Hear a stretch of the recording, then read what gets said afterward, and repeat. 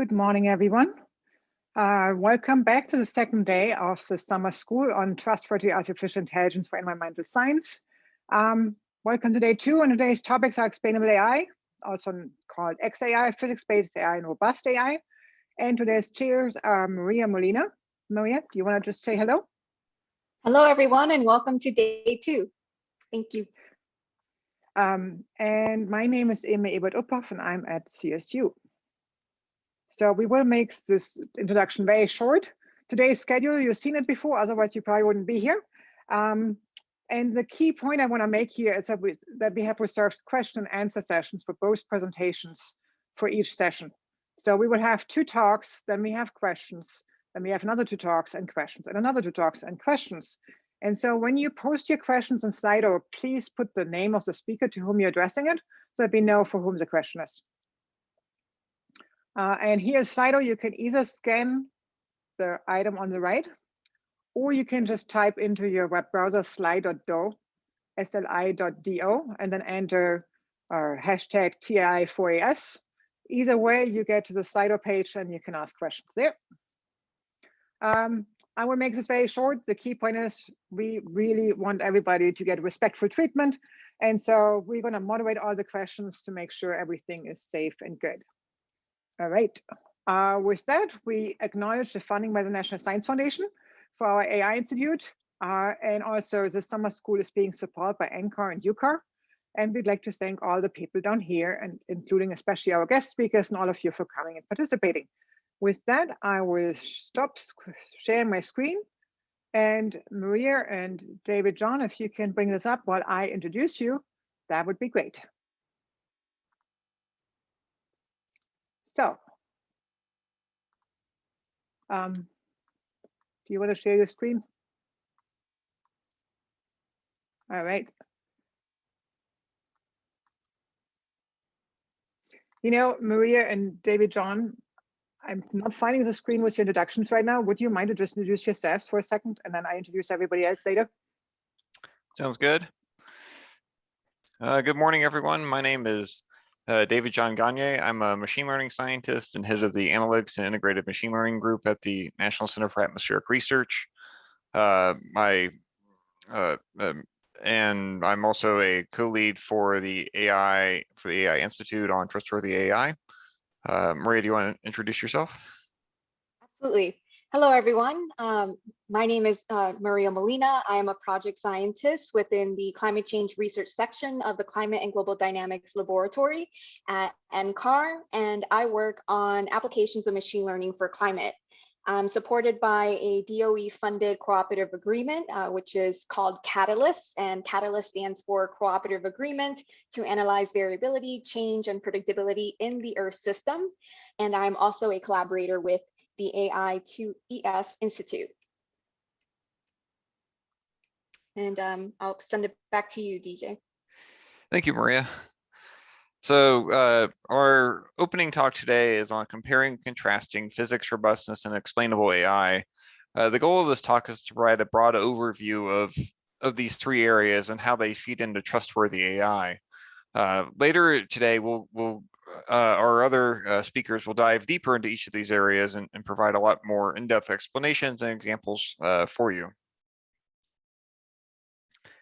So to start, I wanted to present this Venn diagram that kind of shows how these 3 areas overlap. In the middle, we have I think these are all key components, but not all of the components of trustworthy AI. And of course, this also applies mainly for more scientific problems rather than, say, doing pictures of dogs and cats, although physics can be relevant in those too. We're going to start first by focusing on incorporating physics into AI systems. We're going to cover some things like incorporating domain knowledge and spatiotemporal consistency, as well as things like conservation laws and invariant transforms. So why are we interested in incorporating physics into AI systems?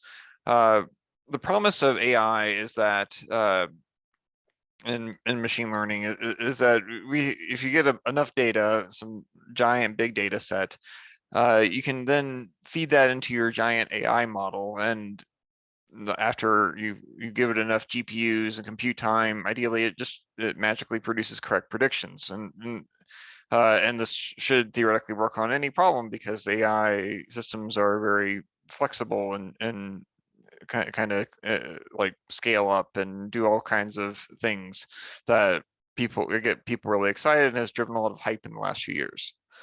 The problem is that in reality, we see a lot of like actual applications of AI kind of run into a lot of problems along the way. First is our data are noisy, incomplete, have lots of other underlying issues that feed into our overfit AI model that learns some of these like less than correct behaviors in the data, or has some incorrect assumptions built into it, or doesn't, whatever reason is not performing very well. And that leads to biased, inconsistent predictions, and that can lead to negative outcomes, ranging from anything from your cat picture is now labeled as a dog to like basically people are losing their lives, or very high stakes medical decisions, or like the AI algorithm misses predicting the tornado, and no tornado warning is issued. So there's like making sure that we have good physical constraints and guardrails, and building it into our AI system is really important to make sure these systems perform well when we need them to. So kind of reiterating some of these points, our machine learning models are meant to optimize on any kind of data, but this optimization process generally focuses on minimizing some average error on your whatever your training data set is. This works. I mean, this is a very generalizable way to optimize a model, but it has quite a few problems. One is that there's many possible AI models or machine learning models that can achieve a similar error score, and this is called the Rashomon effect, because there's many pathways to get to a similar amount of accuracy. However, there's no guarantee that this set of well-optimized models with different assumptions, that any of them obey the physical properties better than the other one. If you have enough models in this space, some of them might, but there's a lot that definitely don't, and can get there through exploiting other factors in the data that may not generalize well. So the idea behind incorporating more physics into the AI process is that we're wanting to constrain the set of acceptable models, and ideally have models that are more robust and can work across a variety of conditions, don't fail in weird ways, and also can be maybe smaller and pick up on the more important signals. I should also add, if you have questions, please feel free to put them into the Slido as they come up, and we'll take a look at them after the first section. So our next, so how do we actually incorporate physics into machine learning? You can do this at any point in the machine learning process, starting with like how you, especially with what data you use for your machine learning model. Just defining the problem in a way that incorporates the physics, incorporates what we think are the important components, the inputs and outputs, transforming the data correctly. Also thinking about what are the causal relationships between the inputs and outputs, because if you put are trying to predict something that isn't caused by any of the inputs you have, then model will still learn something, but it may not be a very robust relationship, and it may degrade other predictions from the model. It's also important to figure out what the appropriate transformations for your data may be. A lot of say weather and climate data often are exponentially distributed, especially things like rainfall, tornado intensity, and if you kind of try to fit on that directly, you're likely to very much underestimate the extreme values. One way to help with that is log transforming the data, which helps give you a more like somewhat more Gaussian relationship, but not entirely. So, but figuring out that and other kinds of transformations can help build a more robust fit and deal with other numerical issues that may come up within your model. There's also a lot of like how you set up your machine learning architecture. A lot of the deep learning revolution is picking out things like convolutions and time series recurrent models that allow you to share weights in a way that bias them all toward invariance in space or time, and thus making for smaller, more robust models that can fit on larger and larger data sets. When we get to the end of the model, we have our loss function, and a lot of work in kind of physics informed machine learning or physics guided machine learning is figuring out how to put like constraints on the loss function to not just minimize that mean squared error, but also penalize the model for not conserving mass or energy, or penalizing having lots of correlations among different variables. Or even making sure the latent states are similar to each other for things that should be similar. So there's a lot of ways we can further constrain our model, and by putting all these together, and then also defining how we do the training process in a way that respects if there's like time series information that's important.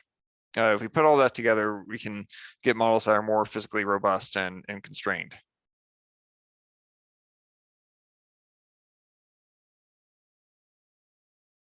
So next I want to offer a couple examples. Let me go back here of how this has been applied in practice. One is from our next speaker, Tom Beucler, who he'll go into more detail about this. But the idea behind this is building a climate invariant machine learning parameterization. The goal is to parameterize our this is to parameterize convection in a climate model while conserving energy and performing well, not just in the climate in which the model is trained, but also outside that climate. So with this, a couple of the methods we mentioned, incorporating constraints in the loss function, choosing appropriate inputs, and also transforming the data to make it to use more climate invariant variables rather than ones that are more sensitive to changing climate, all help the model perform better. And we'll hear more details about how exactly he did this in the next session. Another approach is kind of also along these lines from Yanni Yuval et al. Is to also craft our whole machine learning framework in a way that is stable and physically consistent. In this case, we use things like subgrid fluxes, predicting those instead of the tendencies or the raw variables directly. And also diagnosing quantities in the system. So not just, don't have the machine learning model predict everything, but predict the essential things and then derive or diagnose other needed quantities from those essential pieces. And that way you ensure the whole system is physically consistent, and thus that should guarantee model stability and lessen the likelihood of model drift. Other things we can do are train our model to incorporate time into the training process. So this is an example of emulating an atmospheric chemistry model called Gecko that my group has been working on for a while. One of the things we've really tuned up is a fully connected neural network that just given a single time step predicts the next time step, and then you feed the information of those predictions into the model and just keep going forward with that. We train this assuming every time step is independent and identically distributed, which is not really the case. There's a lot of temporal correlation. There's different regimes in the data. And as a result, if we train an ensemble of neural networks where we just vary the random initial weights, we get quite a bit of spread in the solution, and we don't capture some of the dynamics like this diurnal signal in the data. However, if we train the model as a recurrent neural network and add not just passing forward the predictions, but also the hidden state, and then merge the hidden state together using a gated recurrent unit, we get a much closer fit to the true time series and are able to capture the dynamics a lot better. We also reduce the ensemble spread and have less bias in the model. So there's a lot of I think promising factors by changing how you do the training process and kind of adding in some of these invariances. So to highlight a few other ongoing issues in physics-based machine learning, one thing some of these works have found is that while soft constraints can help reduce the conservation error, it doesn't guarantee that mass or energy will be conserved. You can still get errors in that sense. Sometimes physical constraints can increase the robustness of the model, but it doesn't guarantee generalization to all cases. There's still, like, if you have a limited data set, the model may still not perform as well outside of that the space of the training data. And so you may still need more data at a certain point to capture that behavior. Sometimes physics-based machine learning can require more inputs and outputs, and that increases complexity and computational costs. So if you're conserving something, you will need all the things that are being conserved from time step to time step. You also may need to, sometimes our training data itself isn't guaranteed to obey conservation laws or have all these wonderful physical constraints. So like you can't rely on like some of these physics informed neural network tricks or setups to get better performance. Next, I want to jump into robustness. So robustness is tied into physics, but covers a lot of things that aren't just incorporating physical principles into the machine learning system. Some key areas we're interested in is how well does a machine learning model trained on one domain transfer to a similar but different one? What are some of the most robust ways to quantify machine learning model uncertainty, and how do adversarial or poisoned inputs affect the performance of machine learning models? These all kind of feed into this problem of machine learning models that perform well on static training and testing sets can fail to perform well in real world settings. As the XKCD from yesterday kind of illustrates too, we often notice our data is also flawed in some way, and so there are some good things we can do. We're not like kind of hedge our conclusions a little bit, or we can do some more questionable things. But ideally, we want to ensure that our machine learning is robust. We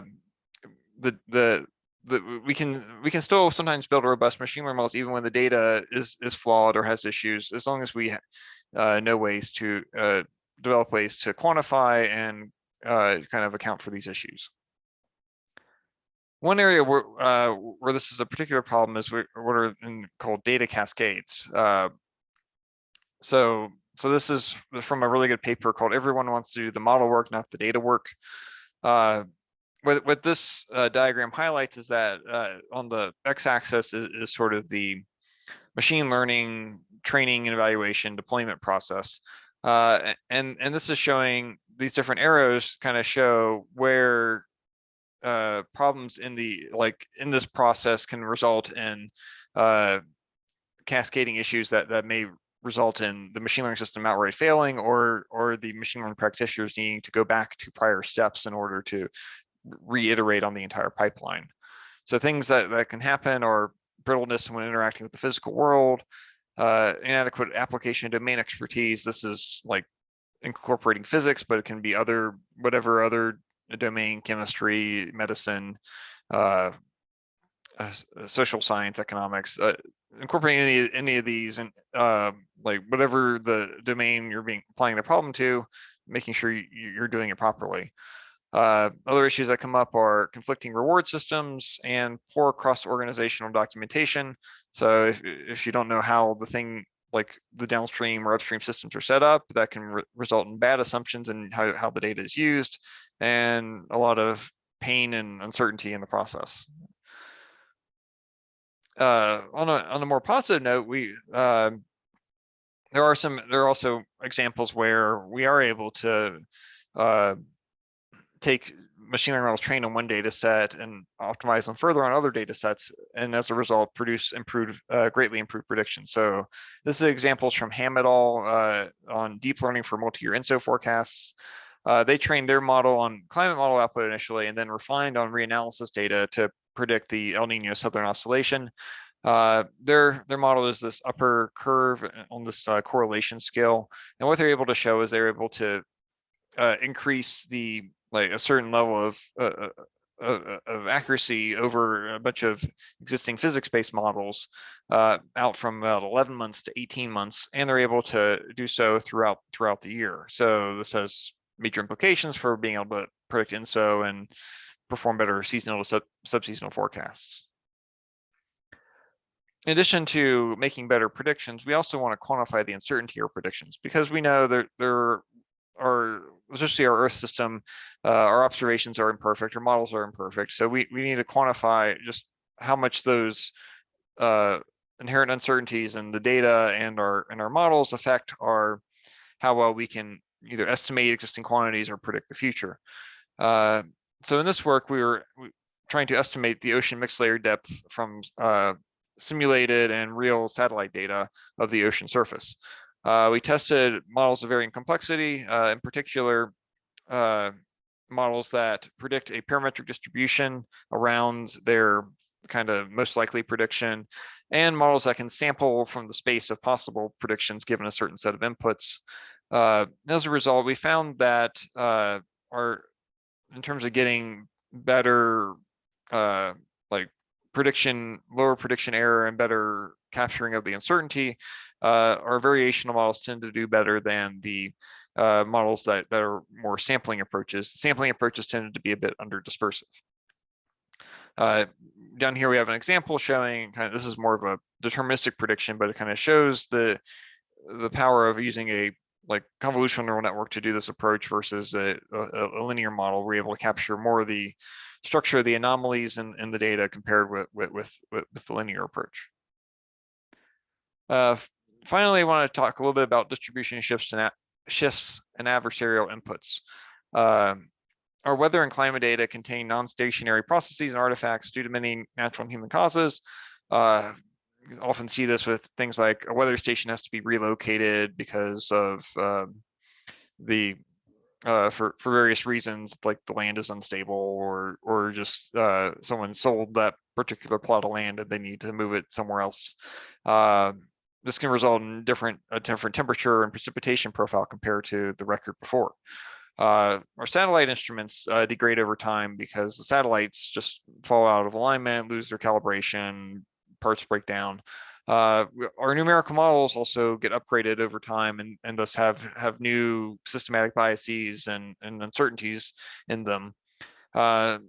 And so with machine learning systems, when these things happen, we either have to retrain or come up with some way to transform the data so that we have a more stationary time series. Otherwise, we also don't know when these things occur and need to detect when these kinds of things happen. So there's a lot of work being done in both of those areas to produce more robust models. We also run into problems with our data having inherently noisy or corrupted inputs and outputs. This can include things like animals nesting on instruments, just artifacts from how remote sensing is done. This example on the right shows an example of false crowdsourced weather reports where someone spoofed the location of high wind reports to outline the state of Alabama. And this was during a severe weather event, so that could basically cause people to take shelter for the wrong reason or have other kinds of issues. And sometimes there's just data outages and there's no data is available. So how can we evaluate machine learning robustness in these kind of situations? Dimitrios' presentation will cover some of these things. So I recommend you staying here and tuning in for more later. So with that, I'll take a quick break and we'll go to the Slido and see if there's any questions.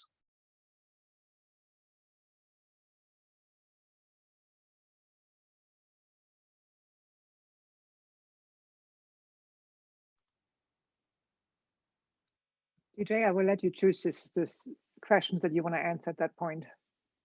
They're on Okay, the screen. Can you see them? They're on the screen for everybody else. Yes, I can see them. Okay.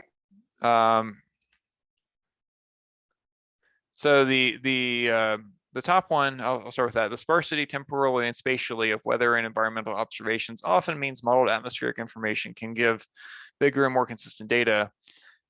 how can you account for biases and inaccuracies in NWP data itself when training machine learning models? So in practice, one way that people have accounted for biases in the NWP data is through you train your machine learning model toward observations of, like, if you have surface observations or radar observations or whatever your true observations are, you can use the NWP data as input and try to learn how to correct toward what actually happened at that location. Some examples of this, I mean, the classic approach is model output statistics, and a lot of machine learning approaches that do this are basically just fancier variations on model output statistics. The model output statistics uses a bunch of linear regressions, but you can change that with a random forest. So the next question that come up, by including physics to the model, does it mean that we are including data of T, P, RH, winds, et cetera during training, or is it refers to including important related equations? To answer your question, it can be both. And it kind of, it's very much problem dependent. Like that's where understanding the problem, having either domain expertise yourself or having domain experts as part of your team when building a machine learning system is really important to make sure you are including all the relevant variables that are needed. And often it's an iterative problem where sometimes you don't get all the relevant variables initially, or you may need extra stuff that wasn't there before. The next question is the physics just microphysics or all branches of physics? And for weather and climate, we do cover, like, a lot of it is Newtonian physics, but there's certainly other, like, with radiation and relativity comes into play, and in quantum physics. So we do cover quite a range of physics. It's really, physics in this case is more of a placeholder for putting in other assumptions about your problem that aren't just within the data. I'm going to go ahead and I'll answer more questions at the end of the chat, but so please keep them coming. Thank you for everyone who's already submitted them so far. So next I'll turn it over to Maria, and I'll share again. Okay, thanks, DJ.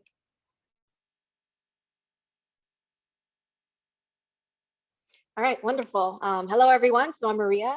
Thanks for tuning in today. And I work at NCAR along with DJ. And so the next and final overarching concept that we'd like to discuss is that of explainable AI. Explainable AI is an important part of trustworthiness in artificial intelligence and machine learning, and it also has some overlap with physics and robustness. So explainable AI methods can be used to assess the trustworthiness of a model, such as ensuring that the model got the right answer for the right reasons. And it can also play an important role in knowledge discovery, where we can gain a better understanding of our trained models and learn new information about the Earth system. Next slide. So what exactly is explainable AI? So explainable AI refers to a method or an algorithm that's used to generate an explanation for a model's prediction. In other words, it provides us with the reasons as to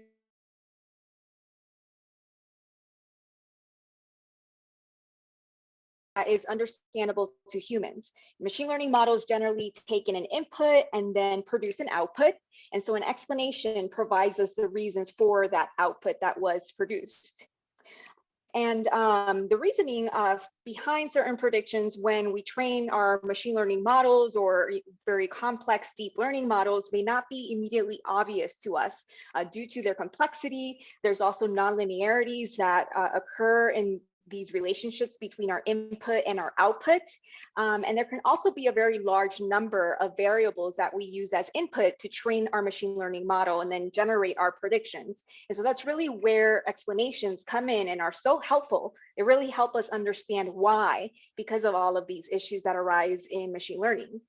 And if we find that the explanation the result of an explanation method is not physically plausible or really possible at all, then we can state that that machine learning model that was trained is not really trustworthy, and that we need to go back to the training process and assess what inputs we're using, perhaps how we're pre-processing our data, or choose a different architecture to correct this. And so there can also be the use of adding physical constraints, as DJ mentioned, among other things. So in addition to assessing trustworthiness and gaining knowledge from our trained models using explainable AI, it can also help us gain a better understanding of causal relationships within our data. For example, learning that X really caused Y.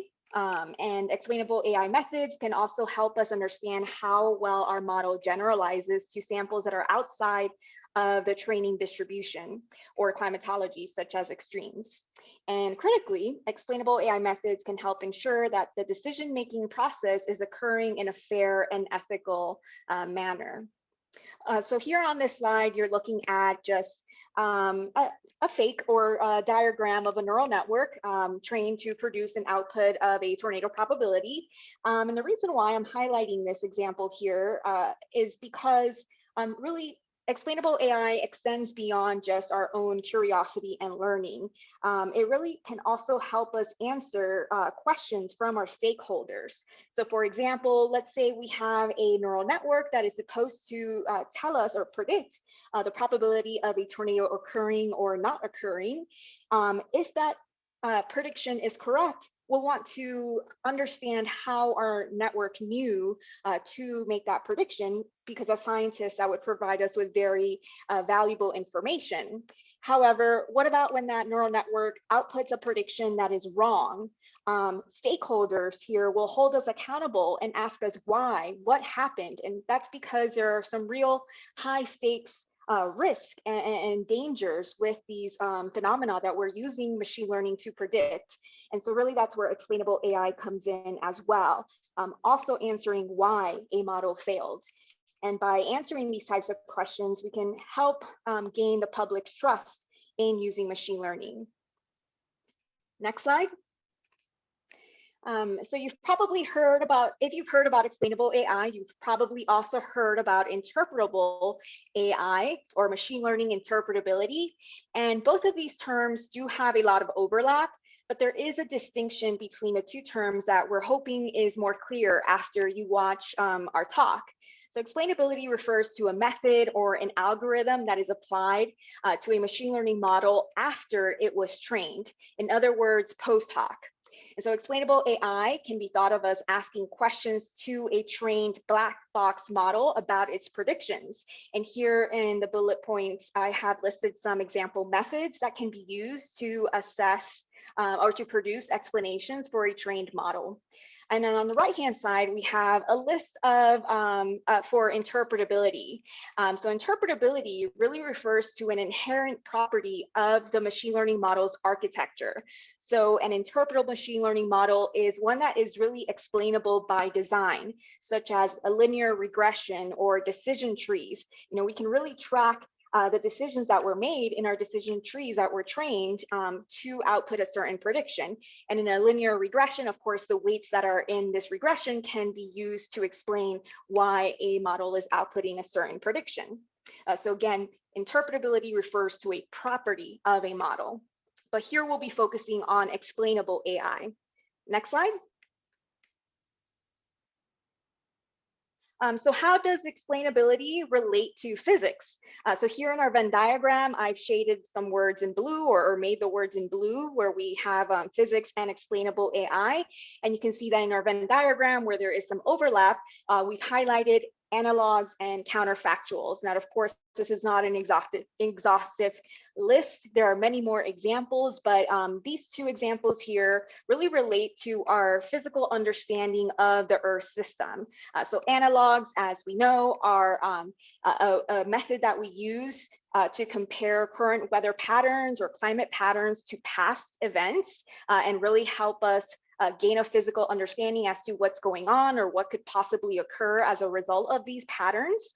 And counterfactuals are really interesting. So it's kind of like a causal relationship where you would have X produce Y, but we flip it on its head. And instead we ask if X had not occurred, then Y would have not occurred either. And so we can also use counterfactuals, which are a method of explainable AI and related to our physical understanding of the Earth system to help explain how our models work and why our models produce certain predictions.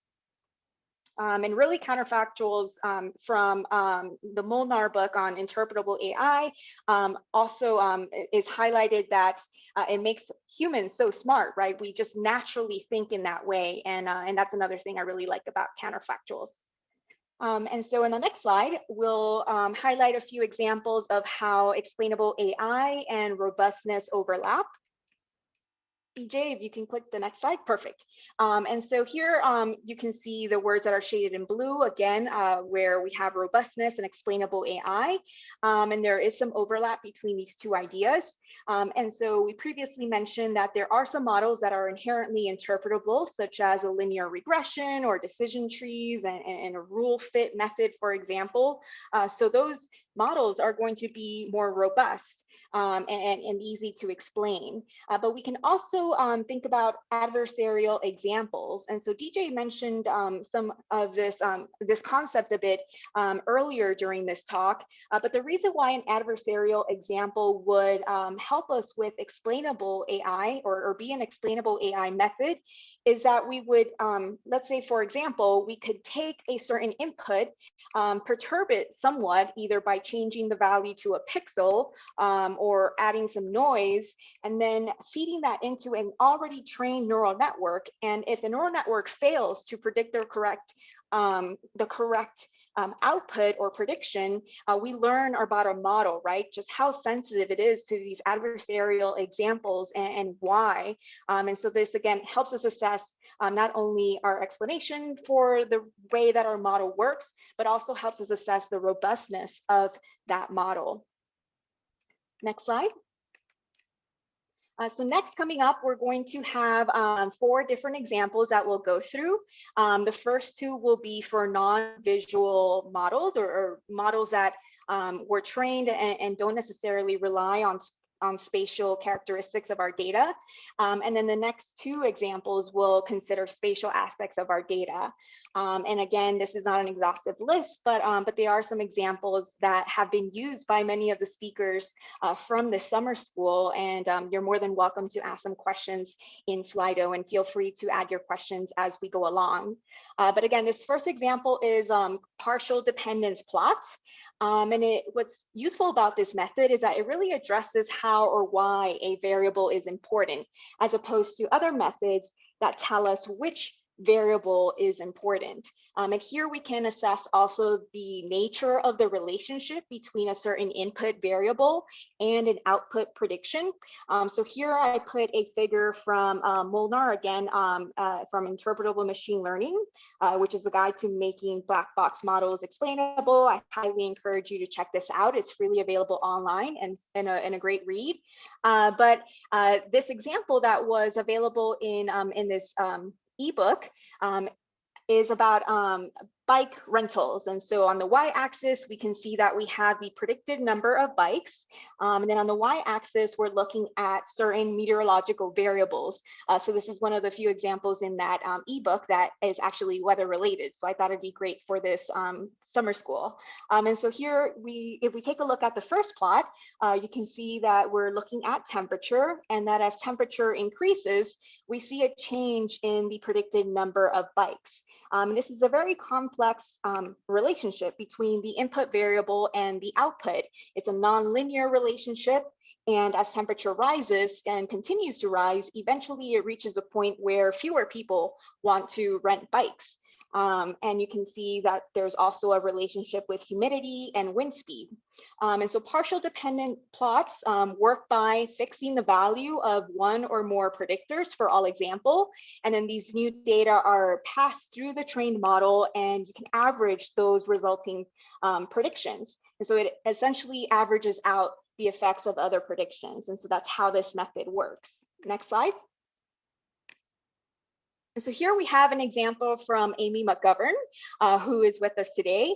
And this one is specific again to partial dependent plots. And it's a really interesting application of this method because here we're looking at this method applied to a trained random forest model. And we're looking at on the y-axis our surface wet bulb temperature, and on the y-axis we have our probability, and we can see how some of these variables affect the probability prediction. And so we can see that freezing rain, if you take a look at the red curve, the partial dependence plot shows a certain relationship. Eventually, the probability drops as we see an increase in surface wet bulb temperature. And likewise, you see a very different relationship with rain.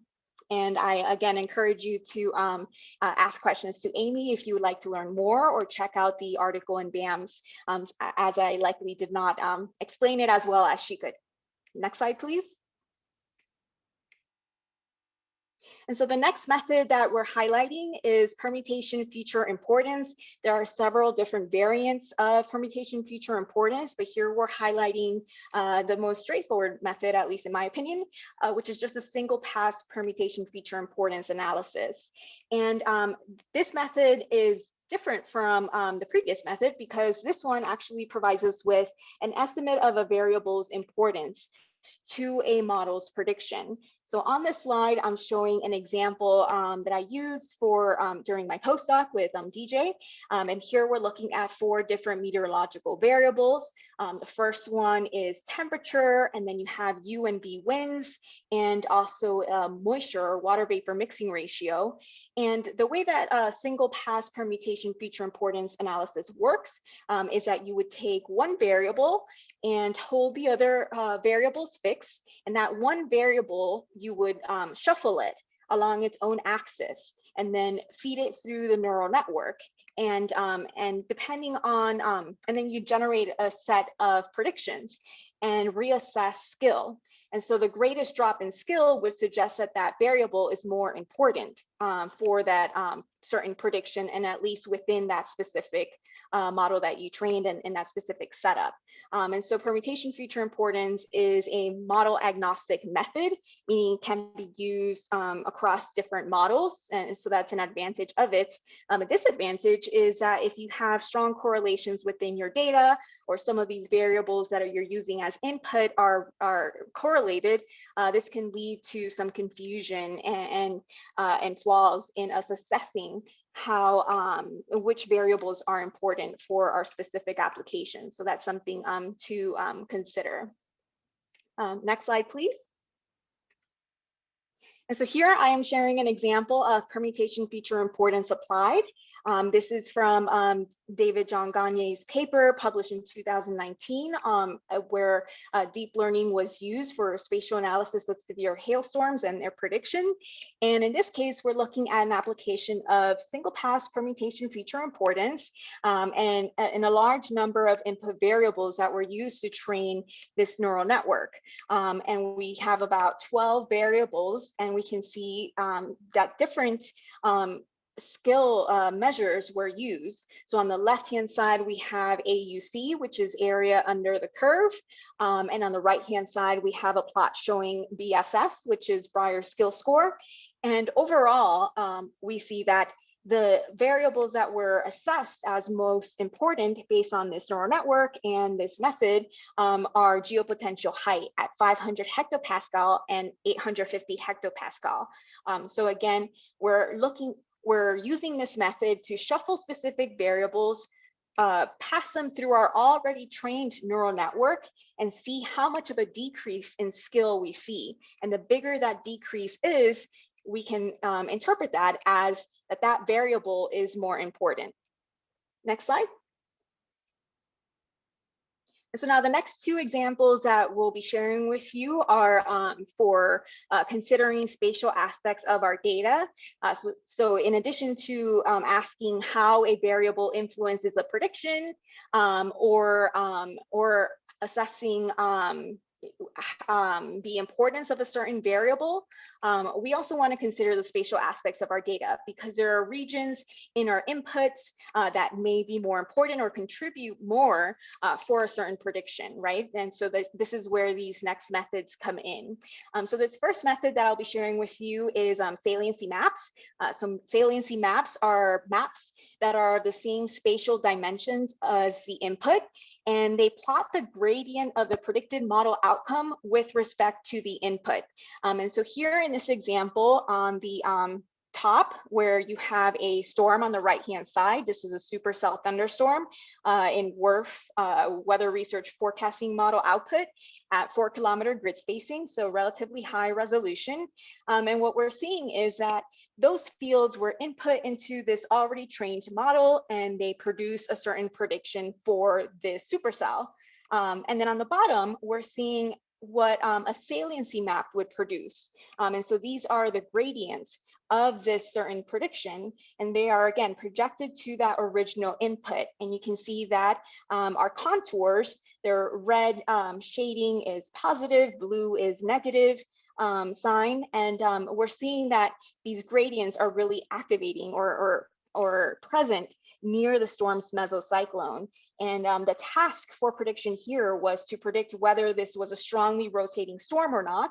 And it predicted it as a strongly rotating storm, and we can assess these gradients, and we see that our gradients are lighting up near the storm's mesocyclone, which is what we would, as a human, really look at to assess whether a storm is a supercellular convective mode or a different type of convective mode. So here we're seeing that our neural network really did learn something that is physically based, and that's again why explainable AI methods are so useful.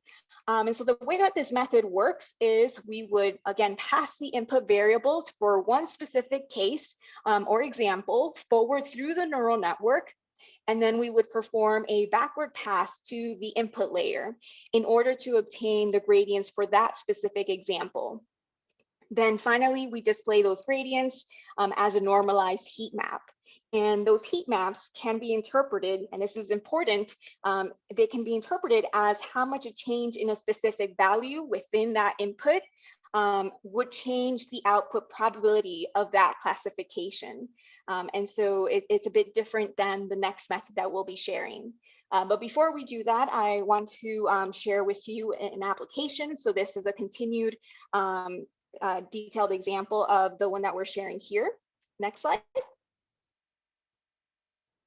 And so in addition to looking at a supercell, we were also able to generate saliency maps and looking at the gradients specific to individual examples for cases that our neural network got incorrect or got correct and said it was a negative case, meaning it wasn't a strongly rotating storm. And so here we can see that our gradients can look very different across different cases, and they shift in space based on where the object of interest is in our input data. And so again, this helps us to further assess whether our model really learned something that is physically based. Next example. So our next example is layer-wise relevance propagation, otherwise known as LRP. And this is a method that is also very useful for spatial predictions. And here I have cited some papers, but I specifically like to refer you to a Toms et al. Paper published in 2020 on physically interpretable neural networks for the geosciences, because there's some very neat applications of using these methods to explain concepts in the Earth system. And so this figure is actually from this publication, and here we're looking at an illustration of how layer-wise relevance propagation works. And so layer-wise relevance propagation, it traces the decision of a neural network back to the original dimensions of the input image. It's very similar to saliency maps in the sense that we are getting a heat map that's of the same spatial dimensions as our input. And so this really helps us to understand which input variables are more important for the neural network's decisions, and specifically which spatial areas as well are more important. And so this really differs from saliency maps, where in saliency maps, we're assessing how a prediction would need to be shifted to change that prediction. Whereas with LRP, we're assessing the relevance within an input map. And of course, we have experts here. Libby Barnes will be speaking later during our session. So please feel free to add any questions on Slido. And also DJ is an expert on saliency maps. So let's go to the next slide. And so here we're looking at an example of LRP applied, and this is a paper led by Libby Barnes on indicator patterns of force change learned by an artificial neural network. And the objective of this neural network is really interesting, right? So we're looking at input maps, and this network was trained to predict the year of that temperature pattern. And then LRP was used to highlight the regions that are contributing to that certain prediction. And this is very valuable because, again, we can learn potentially something new from the Earth system that we are not able to assess as humans because we're looking at a global map. And I'm seeing that we have 4 minutes left, so I will speed up a little bit. Next slide, please. Now, something that I really want to emphasize that is very important is that there are limitations with explainable AI methods, right? So at the end of the day, they still require humans to interpret what we're looking at. And that can make it possible for us to miss important features within our explanations. For example, we may look at an explanation and immediately say, oh, that looks wrong. That's not really, that doesn't make sense. And then we go back and retrain to remove that artifact. But perhaps that is something important that we need to pay attention to because it's new information. So here we have both confirmation bias that can come in, or us just neglecting new knowledge that we could potentially be learning, and we can fail to discover new physical relationships. So this is an ongoing question that we're scratching our head about, right? Because we are still humans and need to assess this. So I'm going to go ahead and go quickly through the last couple of slides. So highlighting very high level overview again of challenges that can arise. There are challenges with non-visual explainable AI methods. There are other variations of permutation feature importance that Ryan Lagerquist did an excellent job of highlighting, and I encourage you to check out this example highlighting how certain correlations between variables can affect this type of assessment. Next slide. And we also have challenges that can arise with visual explainable AI methods. And Antonios Mamalakis will actually be giving a talk on this, on these issues here. Next slide. So we hope that this has given you an overview of how these different components, so physics, robustness, and explainable AI really contribute to trustworthiness. And we're looking forward to a very interesting rest of our day. Next slide. Yeah, and very quickly, I want to highlight also that there are materials available on the TAI4ES website. So Ryan Lagerquist has several, actually taught an explainable AI short course, and the videos are available online. I encourage you to check these out. And they also have accompanying Colab notebooks and open source Python code. So you can actually apply these examples, and they are focused on weather prediction, but of course you can also change them for your own specific application. And with that said, the next and final slide has our Slido QR code, and so again you can ask questions to us and we'll reply to them on there. And with that, I will stop. Thank you. Thank you for that wonderful presentation. And with that, we will hold the questions until the end of the next talk. And with that, we turn it over to Dr. Tom Beucler, who will be an assistant professor of environmental data science at the University of Lausanne in Switzerland, starting next Monday. He explores the intersection of climate science and machine learning to better understand atmospheric dynamics and improve meteorological and climate predictions. And with that, Tom, take it away. And thanks again for being here, although you just moved to Europe. Thank you. Yeah, thank you. So I want to first start by thanking Ime, Maria, Teja, Brett, Amy, and more generally the TAI4ES committee for inviting me today to give this tutorial on integrating physics into neural networks. And I want to also take time to thank all of my research collaborators, including but not limited to Michael Pritchard at UC Irvine, Pierre Gentine at Columbia University, Ime Ebert Uphoff right here at CSU, and Stefan Rasp at Climate AI. So without further ado, I want to start by asking why would we want to integrate physical knowledge into machine learning at all? And so I listed a lot of reviews. There's more and more reviews on the topic, so I listed some of them at the bottom of this slide. And if you read those reviews, you can see general themes that emerge from reading these. The first theme is physical consistency. So for instance, definitions. A tracer concentration is by definition non-negative. Conservation laws. The same tracer concentration follows a conservation law. You cannot dissipate or create a tracer out of the blue. A second one is the ability for the machine learning model or the statistical model to generalize outside of the training set. So that's the general idea behind physical laws.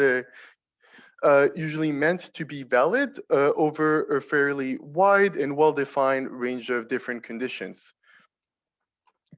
The third one is interpretability. So especially within the TAI4ES effort, machine learning models are often made for communities that have a lot of physical knowledge, such as meteorological forecasters. And that means that rephrasing the model's outputs, for instance, in terms of physical processes and variables that for instance, operational forecasters are used to working with can really help better understand the model's prediction. The fourth is stability, and the fifth is data volume, as physical models tend to be less data greedy than machine learning ones. So integrating physics into machine learning is now an entire field called physics-guided machine learning, which aims to add physical structure to restrict machine learning output to only physically plausible solution. And so the more, it's pretty intuitive, the more physical structure we impose, the fewer degrees of freedom the model has to make its predictions. And so long as we add a physical structure that corresponds to observations or model output, we can hope to make our model better. So for instance, machine learning the free parameters of a mostly fixed physical model is extremely common in climate modeling. And for instance, used by the Climate Modeling Alliance at Caltech and MIT. And what that does, it's putting a lot of physical structure and guarantees a fair amount of control on the model's behavior and interpretability. But that comes at a cost. And the cost is to never be able to represent what the model's equation do not describe. So a slightly more flexible option with a little less physical structure is to machine learn the bias correction of a physical model. And this approach has been used now for almost 50 years to statistically process numerical weather forecasts and make them more accurate. For instance, you have heard of model output statistics, which is a multilinear regression to then make the predictions of numerical weather forecast models more accurate locally using observations. And today, I'll be introducing even more flexible approaches, where the model structure itself is for the most part machine learned. That's the advantage of using neural networks, which, according to the universal approximation theorem, can represent a wide variety of nonlinear operators. And I'm trying to leave the structure as flexible as possible to be as faithful to the data as possible. And then I'm going to incorporate physical knowledge very intentionally for the specific application of machine learning subgrid thermodynamics, because that's my area of expertise, but I'll give a few examples in a different field at the end of the talk. So why would we want to use, so now I'm going to focus on this application and give examples on how we can integrate physics into neural networks for this specific application. So the reason we want to use machine learning to emulate subgrid thermodynamics, so at least more and more of us are interested in doing so, is that it's a way to replace models that are models of clouds, convection, and radiation that are typically empirical with data-driven models that you can train on high resolution simulations that are normally too expensive to run for a long time, but explicitly resolve the response of fine-scale turbulent in clouds to given large-scale thermodynamic conditions. So during my postdoctoral work, for example, I mostly rely on climate simulations that use what we call the superparametrized community atmospheric model, where the multi-scale nature of atmospheric thermodynamics is explicitly represented. So it's a combination on the left, kind of a traditional climate model, which is too coarse and so has large biases when it comes to fine scale clouds. And on the right, an interior model that you embed in each grid cell. And what that interior model does is that it explicitly resolves this response of the kilometric scale turbulence in clouds to given large scale conditions. And so then the role of the neural network is to emulate and replace the interior model. And what that can do is that can make the original that super parameterized model, it can make it 10 to even 100 times faster. And then you get a very minimal accuracy trade-off compared to running the full super parameterized model. And to make it a little more concrete, I'm here showing a movie of the performance of such a neural network at emulating, now I'm realizing this box may be in the way, sorry about that.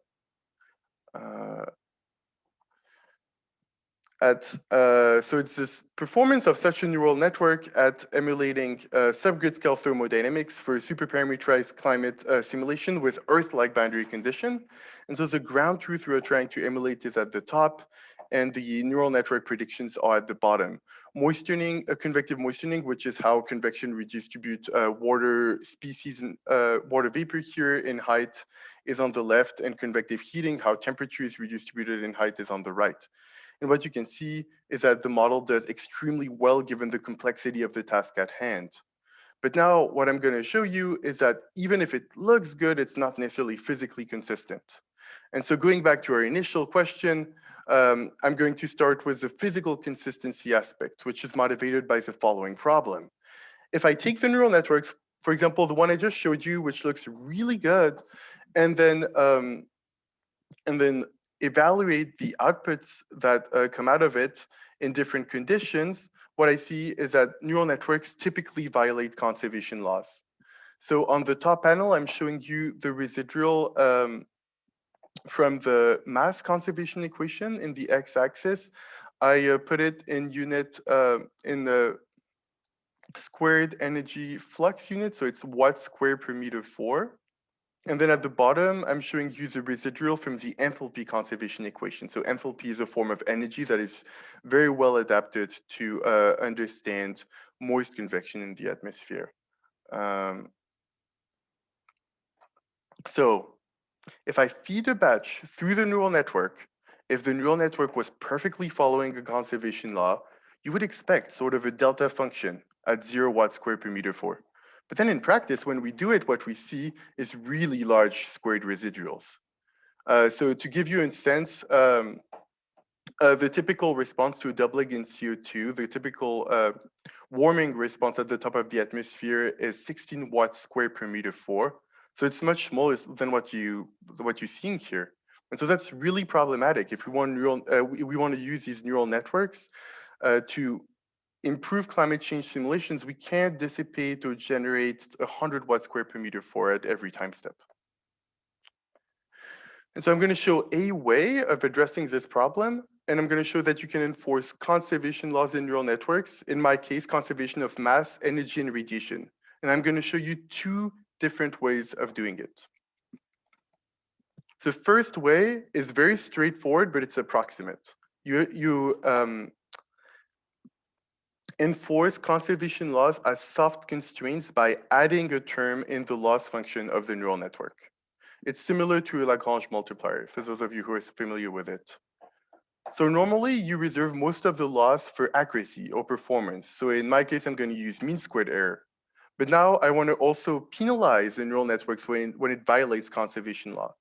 So I'm going to add a term that becomes really large when the neural network violates conservation law. And since this is a summer school, I thought I would show some code at least once.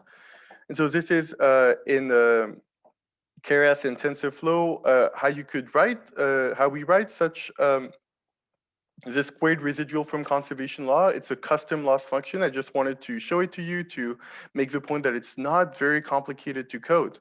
If you look at this function, all it's doing is it's extracting the right inputs and outputs from the neural networks and converting them to physical units, so that you can then look at the residual from the conservation laws in physical units. Then it's just calculating the terms of the conservation laws. So for those of you who are very familiar with Keras TensorFlow, you probably know that a loss function needs to only take the true and the predicted outputs, but once you have this function, all you really need is to wrap it up in another function that output the right loss function or creator class. So the point I want to make is that it is pretty easy to code with current deep learning libraries. Now, often enforcing conservation laws approximately is not enough in climate science because we want to exactly not dissipate any energy or mass because we're going to run the simulations from dozens or even hundreds of years. Sorry, 1 second, I'll be back.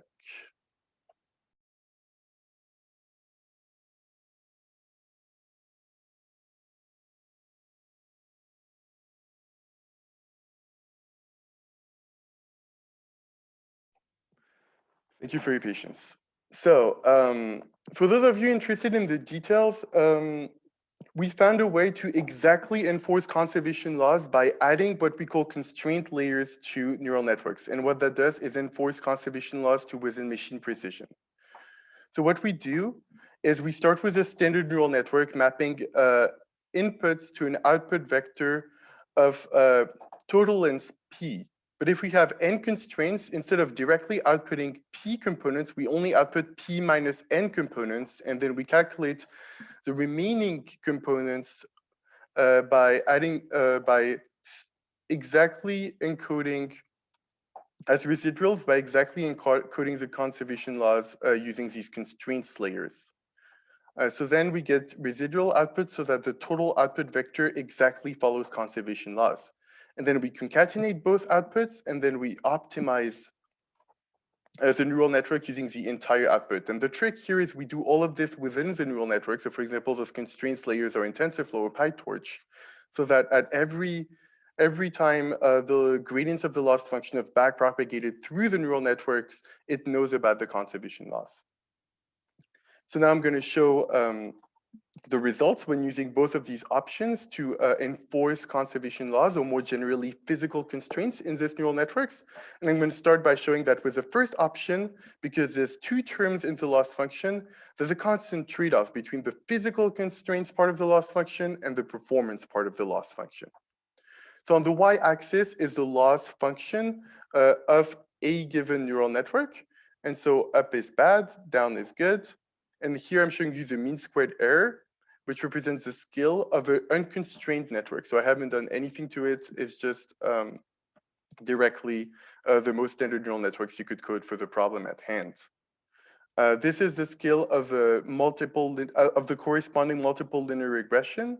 So it's the mean squared error is larger, so it's doing worse at the neural networks. So that's good news, or it means that it makes sense to use the neural networks because our problem deserves nonlinear treatment. And now what was really worrying is that if we look at the squared residual, so the energy mass leak for that neural networks, it's worse than the leak from the multilinear regression. So a simple multilinear regression ends up being more physically consistent than the neural networks. As expected, the more weight we give to the residual from the conservation laws in the loss function, the more closely the neural networks will follow conservation laws. But that comes at a cost, since less of the loss function is spent for the mean squared error, that the neural network performs worse and worse. But then in contrast, if we enforce conservation laws here, but more generally physical constraints by modifying the architecture of the neural network, we get competitive performance. And then our leak is tiny, tiny, tiny. We get 10⁻9 watts square per meter 4, and here it's really machine precision. So we are enforcing physical constraint within machine precision with very minimal trade-off on the performance. But now that brings me to the second problem, is that even when physically constrained, neural networks still fail to generalize across different conditions. And so for that, I'm going to take a given vertical profile. I'm sampling a convective moistening, so how the water vapor is redistributed in height in the tropics. And what you can see is that despite being trained on the cold climate and performing well, all neural networks, including those who conserve mass and energy, perform really poorly on the warm climate that is 4 Kelvin warmer. So now I'm going to discuss how to simply modify the neural network so that they can generalize outside of the training set, in my case, across climates. So our idea is to our first idea was to break the model even more to better understand this failure mode and understand which solutions are most promising. So we design a very provocative generalization experiment where we train and validate our machine learning models on a cold aquaplanet simulation and test them on a warm aquaplanet simulation. That is, whose surface is 8 Kelvin warmer than the cold climate. So to give you a visualization of the surface temperature, first I'm going to show you, or mostly today, I'm only going to show you neural networks that are trained in an ocean world with prescribed surface temperature. And this is the surface temperature as a function of latitude in the cold climate. And this is the surface temperature in the warm climate that is 8 Kelvin warmer. So what you can see is there's an entire range of latitude in which if we train the machine learning model on the cold climate, it will be forced to extrapolate in the warm climate. So we train them in the cold climate, and then we test them out of sample. On purpose, I'm testing them in the tropics because I want to see the failure mode. So now I'm going to show you the failure mode. I'm taking that profile in the tropics. The brute force neural network, so that's the neural networks. I haven't done anything with it. It's not following any constraints. There's no tricks. It does well in the cold climate. I'm only interested in machine learning that perform well on the training, in machine learning models that perform well on the training set. And then if I evaluate it in the warm climate, it fails, and it fails pretty dramatically by a factor 10 to almost sometimes 100 for certain samples. And so now we're interested in fixing it. How can we simply change our machine learning framework so that a neural network can generalize better across climates? And so for that, it helps to take a step back and look at the mathematical mapping we're trying to emulate with the neural network. So these are the inputs of the neural networks I'm implementing, and these are the outputs. And without necessarily focusing on the details here, because we don't have time, what we've shown here is that if we take this, if we learn this mapping of the cold climate, it's not a climate invariant mapping, because this mapping is not the same in the cold and the warm climate, and that's why the neural network is failing. And the goal is to rescale the inputs and the outputs to make this mapping climate variant. And so assuming such a mapping exists, and for that, I will borrow a concept from fluid mechanics called self-similarity. If there is some similarity between how convection interacts with a large-scale climate in a cold and a warm climate, we should be able to change variables to find a mapping, rescale inputs and the outputs of the neural network to find a mapping, so that you can learn this mapping in the cold climate and it's valid in the warm climate. I hate to do this, but I have to tell you that there's only like 2 minutes left. So if you want to speed up a little. Oh, yeah, okay. Oh, that's fine. I'm gonna just show one example. One perspective that we thought was particularly helpful to help neural networks generalize is a statistical perspective. So here I'm looking at the univariate probability density functions of an input, in particular specific humidity, in the 2 different climates. So what you can see is that if I look at this input, the neural network is forced to extrapolate a lot between the cold and the warm climate. But if I rescale it to relative humidity, so in a field that's dividing it by its saturation value, which is the maximal value of specific humidity the air can hold, then it's between 0 and 1, and this input has this very, very similar PDF across climates. And algorithmically, you can do that with custom layers or data generator, but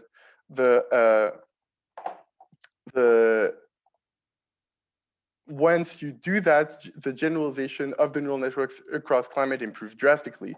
And here I'm showing it for a given tropical profile, but it's also true if you look at many different statistical metrics. And you can repeat this game for temperature. So for example, buoyancy is much more climate invariant and latent heat flux. But I clearly underestimated how long this would take. So I'm just gonna jump. DJ already mentioned this paper, which is a good example of if you design your machine learning framework or your neural networks in a way that's more process-based, closer to the physical processes in your model, or more generally in your subfield, not only does it make it more interpretable, because then you get quantities that you used to, intermediate quantities that you used to, and that you could easily check. It also makes it more stable, because then you're respecting the model and you're respecting the different function the model has to make the prediction more stable and more reliable. And I'm not going to discuss the limitation of physics-guided ML, but you should be cautious to use physics-guided ML when you're lacking physical knowledge, or where the physical knowledge you have does not necessarily apply to the observations of the model samples at hand. And so I'm just going to leave the summary slides here and take any questions during the Q&A. Thank you so much, Tom. And we agreed in the meantime in the chat, time is running so fast because all the presentations are so interesting today. But with that, I turn it over to the questions. Here we go. So the first one is from Maria. Great, thanks. So I'll go ahead and read the question out loud. So it's, what if the techniques to assess explainability fail? For example, the network does not have a physics-based logic, but it still outputs good predictions. And I love this question because sometimes, perhaps for certain applications, people may be primarily concerned with a correct prediction, right? And maybe not necessarily worry about the reasons why, perhaps specifically in industry or in other applications. But I would argue that for us, it's quite important to understand the reasons why our models are predicting a certain output. And it's really important for Earth system science and just for physical understanding. But I also want to highlight that sometimes our explainability methods can be flawed. And so this really requires some additional investigation, right? So we may choose a specific explainability method that may not be working as we think it is. So there's also some uncertainty there within the method that we're choosing to explain our model's output. And we actually have some upcoming presentations that will highlight some of this, specifically one from Antonio. So I encourage you to stick around and tune in for that, because I will highlight some ways that explainability methods can fail. And I'll stop talking now. All right, the next question is for Tom, and I'll just read it out loud. If you're predicting multiple variables with different units, isn't there the risk that some variables influence the training more than others? Would it make sense to use some kind of standardized loss? Yeah, that's a great question, and that's a problem that really regularly comes up when you do at least machine learning for climate science or meteorology. So there is some arbitrariness here. I think you can take a statistical approach where you normalize the output variables by its standard deviation. And I think that's one of the most standard approach in machine learning. So for example, predicting the z-score of the variable instead of the variable itself, or you can also normalize it by its range. But then you can use more physical knowledge to normalize your variables as well. So one example is to, for example, I talked about conservation laws. You can put each output variables in the unit of the corresponding conservation law or the equations of the model you're interested in. And by doing that, all the variables should have the same units and you give them the same importance as the model give them in the equation, or if you're dealing with observations or operational forecast, you can put them all, for example, in energy unit or in concentration units. You can't always do that, but that's a way to use physical knowledge to do it if the statistical methods don't work out. All right. So I think we need to wrap this up, but the speakers, I would encourage you to keep on going to Slido and answering questions on Slido. And also, you know everybody's email addresses, so please reach out to people and ask them for more feedback or whatever you need. With that, we will give you a 5-minute break, brain break, restroom break, whatever it might be, and we will see you again in 5 minutes. Thank you.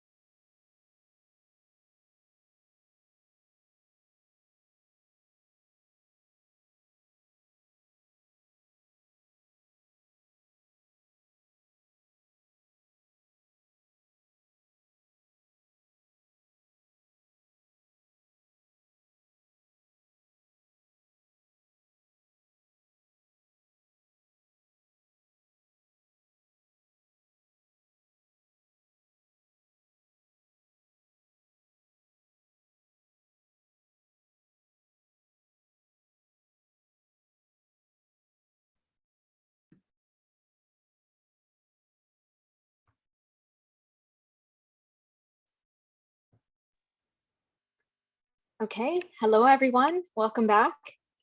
We hope you are back from your break. We're going to go ahead and continue with our next speakers. So Antonios, if you can go ahead and start sharing your screen, and I'll go ahead and introduce you. So Dr. Antonios Mamalakis, and yes, we can see your screen now. Perfect, thank you. Dr. Antonios Mamalakis is a postdoctoral researcher at Colorado State University here. And he works on applying XAI or explainable AI to environmental problems. And today he will be talking about attribution benchmarks. Take it away. Thank you, Maria, for the kind introduction. Welcome, everyone. Welcome back. Today, I will be talking about attribution benchmarks applied for us to be able to assess in a more robust and firm way XAI methods. And what I'm hoping about today is really to convince, at least partially, or make people think about two things. The first thing is that we do actually need frameworks that allow us to objectively assess these methods. And the second is that I will be offering a way to construct the objective frameworks to do that. So the first slide essentially answers the questions, why do we need objectivity, to introduce objectivity in the assessment of XAI?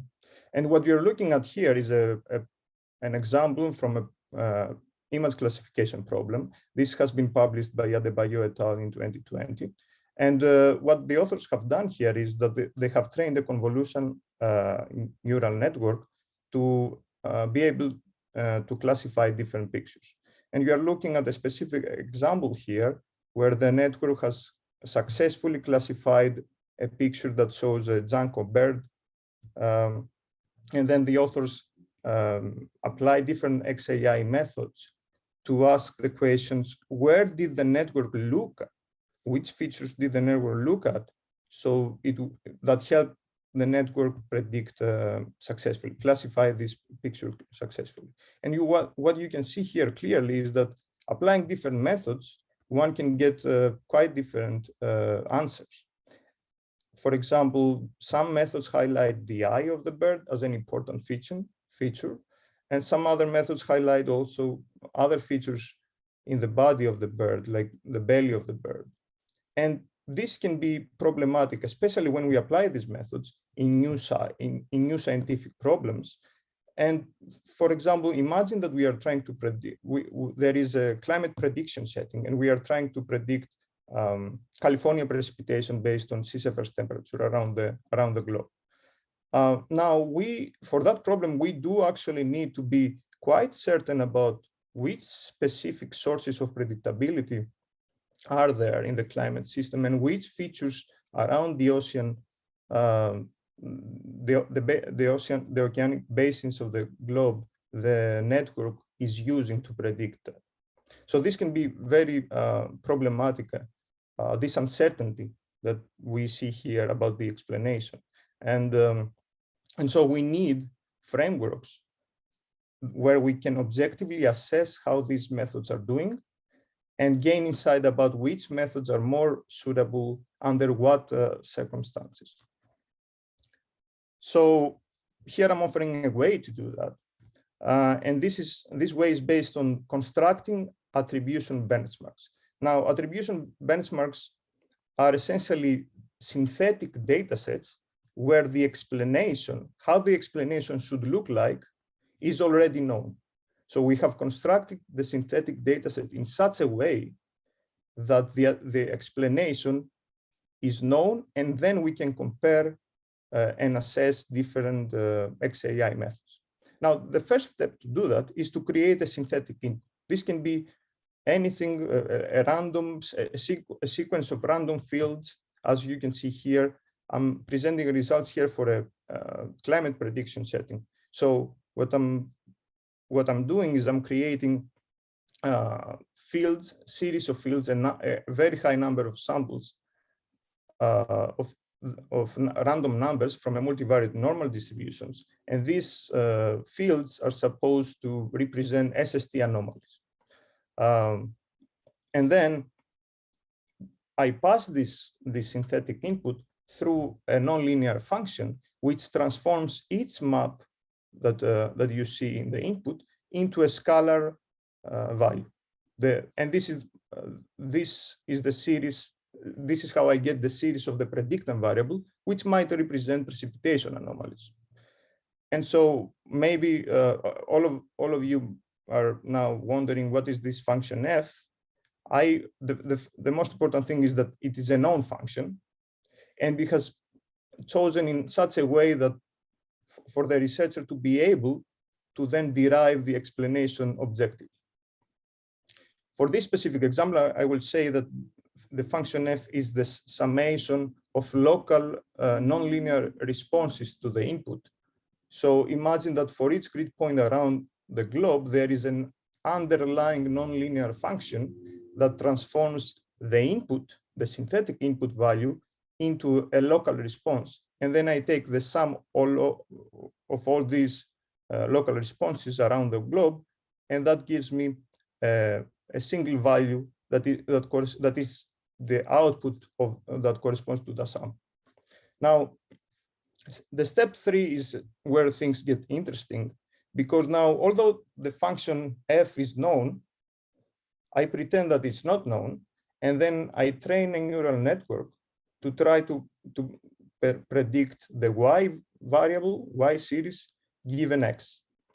And because this is a synthetic data set, I can create as many samples as I want. That's the beauty of it. And so I have created 1 million in this specific case. And that allows me to achieve a very high prediction performance. And then, having established that, I can assume that the neural network that I'm using has actually very closely approximated the true function f. As you can see, I have labeled this neural network as an f hat, but this f hat, my goal is to achieve such a high prediction performance and such a almost perfect training that this neural network approximates very closely the function f. And then I can use different XAI methods and look into how they explain the network. And this explanation should look like, ideally, should look like similar to what I expect from the ground truth of the explanation, because again, I know the f, I can derive the ground truth of the explanation. That's the whole concept. And so some technical details here. What I'm using here is a fully connected neural network.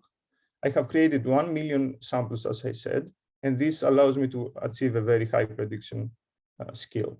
900,000 of them are used, of these samples are used for training, and 100,000 samples are used for testing.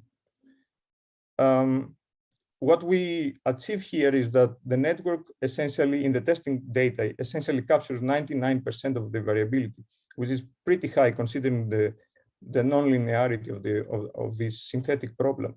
And so this performance is sufficient and allows us to assume, to make the assumption that the neural network is approximately very similar to the true underlying function that we use to generate this synthetic data set. I'm not arguing here that the architecture that I used is a pretty simple architecture with a fully connected neural network with 6 hidden layers. I'm not arguing that this is the optimal architecture to address this problem, but the performance is sufficiently high, so we will go along with that. And this slide summarizes the XAI methods that I will be benchmarking against the ground truth. I will be using 6 different XAI methods. 2 of them estimate sensitivity, 4 of them estimate attribution. Now, these 2 things are different, and we need to be aware of that. And I will illustrate that even more clearly in the next slide. But essentially, the first two methods, gradient and smooth gradient, they estimate, they calculate the partial derivative of the output to different input variables. And then the smooth gradient does the same, but in a more robust way, which is estimating estimating the gradient at different points after a perturbation in the input has been applied. So this is a more robust way to estimate essentially the gradient, but taking into account the noise. Attribution methods, the input times gradient, essentially doing exactly what the name suggests. It's simply multiplying the gradient with the input. Integrated gradients are pretty similar. This method is pretty similar with the input times gradient, with the difference that the gradient here is estimated again at many points. These points are along the line of the current input and a reference point, which is usually the zero vector or a gray image, essentially. But yeah, this method is quite similar with the input times gradient, as we will see also from the results. And last, I'm using layer-wise relevance propagation. As Maria said in her talk, this method is a method where the output essentially is propagated backwards to lower layers, and until this propagation reaches the input space. And this is the way the importance of the features is established. Now, the way that this propagation is actually performed can be, there are many ways to do that, and I will be implementing two different rules, the LRP-Z rule and the LRP alpha-beta rule. I will not go into details about these two rules, but I'm just mentioning here that for the second rule, the alpha-beta rule, I'm using alpha equal 1 and beta equal 0. This is a very, very commonly used rule, so I will be using that too. Okay, so now we are ready to go see some results. Here, what I'm presenting is a specific sample from the testing data from the benchmark that I have created. And this sample corresponds to a Y value of 0.066. The neural network predicted 0.0802.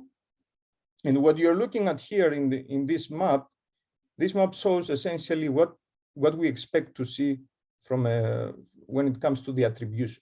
So pixels that are highlighted here in a red color correspond to pixels that positively contributed to this Y value.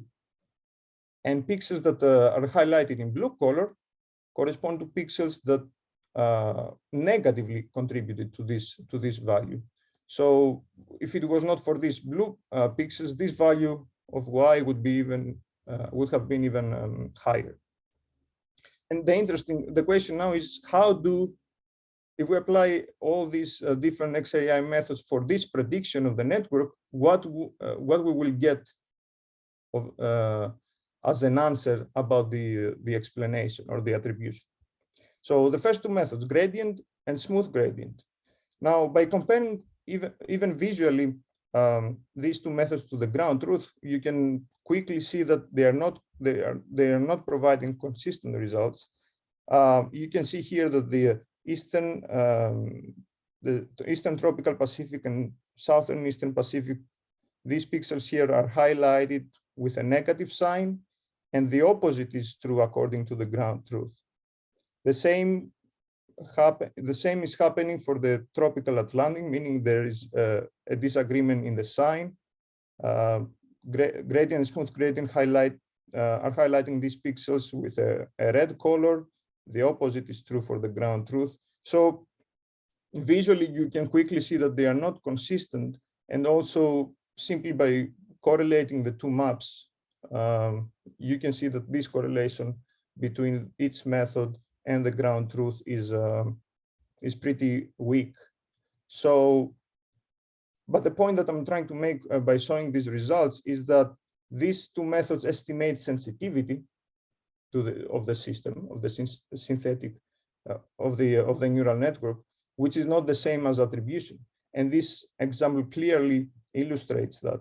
And so in a way, we expected these two methods not to compare well with the attribution, with the ground truth of the attribution. Next two methods, input times gradient and integrated gradients. These two methods, on the contrary, you can see that they are doing pretty well in explaining the network. And these two methods capture all the important features that are shown also in the ground truth. For example, in the Eastern Tropical Pacific and the Southeastern Pacific, we see positive contributions. In the Tropical Atlantic and the Southern Atlantic, we see negative contributions. All these are in agreement with the ground truth. And the correlation, judging by the correlation also, we see that the results of these two methods correlate very highly with the ground truth. Now, of course, the agreements cannot be perfect. The correlation cannot be 1 because, again, although we achieved a very, high prediction skill, the network is not the true function that we used. So there is it has approximated very well the function, but it's not the same. So we shouldn't be expecting any method to go as closer with the correlation 1 to the ground truth. Next method, LRP alpha 1 beta 0. What you see here is an interesting result because this method highlights correctly some features that are actually indeed important according to the ground truth. But what you see here obviously is that it assigns the same sign to all the pixels, meaning if we didn't know about the ground truth, first of all, if we didn't know the ground truth, we will be getting all different kinds of answers. And again, the uncertainty would be very high. But according to this method, what we would think is that all pixels are contributing positively to the prediction of the neural network, which is not the case clearly. So we need to keep that in mind, that this method is highlighting all the features is applying one sign to all the features, to all the features in the input space. And the last method, yes? 2 more minutes. Okay. And the last method is LRPZ. If you look closely here, LRPZ is doing very well and is very close to the input times gradient. And there is proof that these two methods are equivalent when the model that is being used is a rectifier network. So we expect this result. A second example, I want to highlight only that we gain very similar results, very similar conclusions with what we saw already. And then here I'm presenting summarizing results where I present the histograms of the correlations between the maps from the XAI and the ground truth. The technical conclusions are that we should always keep in mind that the gradient and the smooth gradient estimate sensitivity, but not the attribution. And this is not the same thing. The LRP alpha 1 beta 0, we need to keep in mind that it mixes positive and negative contributions. And lastly, for this specific setup and for this specific model, we see that the input times gradient, integrated gradients, and the LRPZ are the most consistent methods. So to summarize, two important things. First, we need to introduce more objectivity into the assessment of these methods. And the second is that we can do that by constructing benchmarks where the attribution is already known and objectively derived. All these results have been posted into arXiv in a paper written by myself, Ime, and Libby. And so for those who are interested, can find more details there. And of course, I'll be happy to take questions. Thank you very much. Thank you so much, Antonio. It's great talk. In the interest of time, we will move on to our next speaker, but please remember that you can ask your questions on slido.com, and the speakers will be answering some of the questions, but also we'll be taking some time after our next speaker's talk to answer questions as well. So our next speaker is Dr. Dimitrios Diochnos. So if you would like to go ahead and share your screen now, please. In the meantime, I'll take a few minutes to introduce you.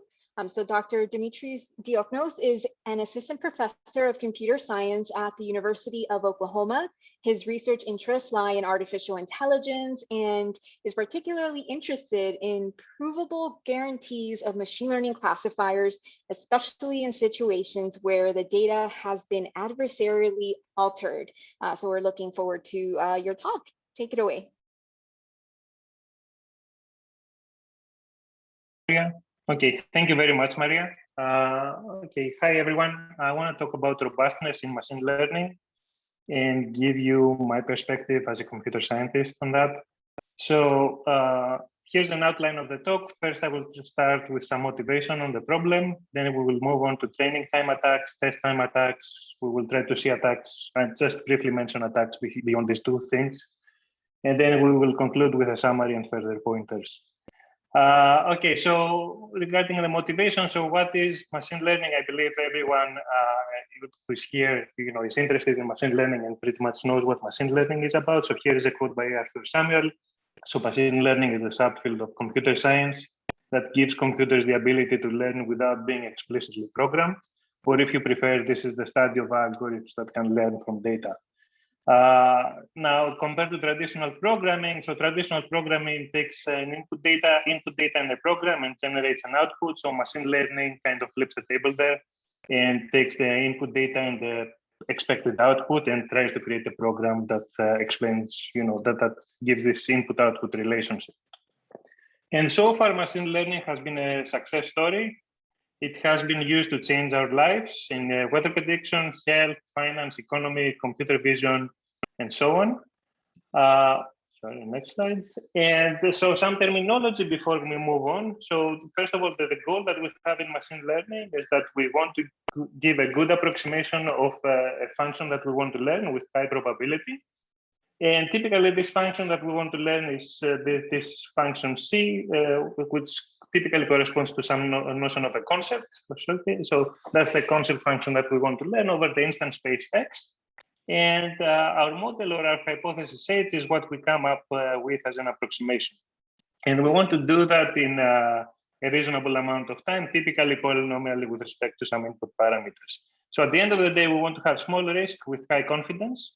Okay, and this is formalized perhaps like in the most widespread framework for learning, which is PAC learning, probably approximately correct learning. So the risk that the hypothesis has with respect to ground truth target concept C is essentially the probability of the shaded region that you can see in the Venn diagram. Okay, so that's when you use, let's say, the 0-1 loss, but you can use other loss functions as well. And then near the bottom of the slide, you can see the goal that Valiant set like for PAC learning. So we want our hypothesis to have low risk at most epsilon, with probability at least 1 minus delta. Okay, but now machine learning in the presence of adversaries. So machine learning was not really designed to deal with adversaries. Okay, so the requirement that we saw earlier is sort of naive in this sense because it only asks that we make few mistakes on average. But one question is, what is the performance of a machine learning system in the presence of adversaries, malicious or otherwise? Okay, and there has been lots of work in this context. Perhaps one picture that you are all familiar with is the picture that we can see near the bottom of the slide, where we start with a panda that is actually predicted as a panda from a neural network, and then by adding a little bit of noise, now the neural network is predicting that this is a gibbon. Okay, so this is an example of adversarial examples. We will talk about this more, but now, so let's give a more high-level approach between the different attacks.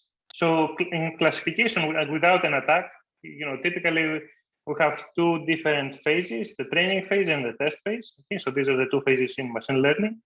And then during training, we get a bunch of examples from some underlying distribution D. We feed them into a learning algorithm. We get a hypothesis H, and then typically we satisfy the PAC criteria.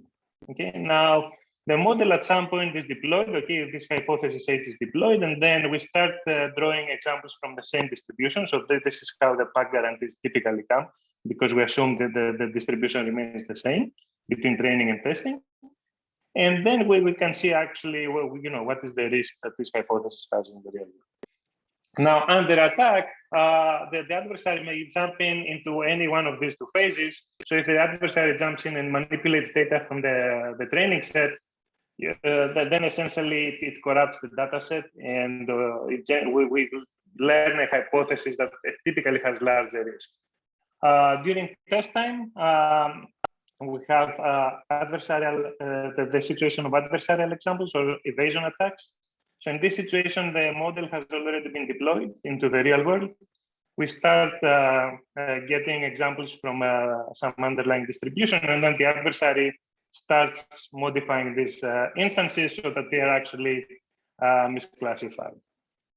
So let's move on to training time attacks and say a few more things about them. So a high-level taxonomy that one can think of is that we can discuss either about noise or about poisoning or causative attacks.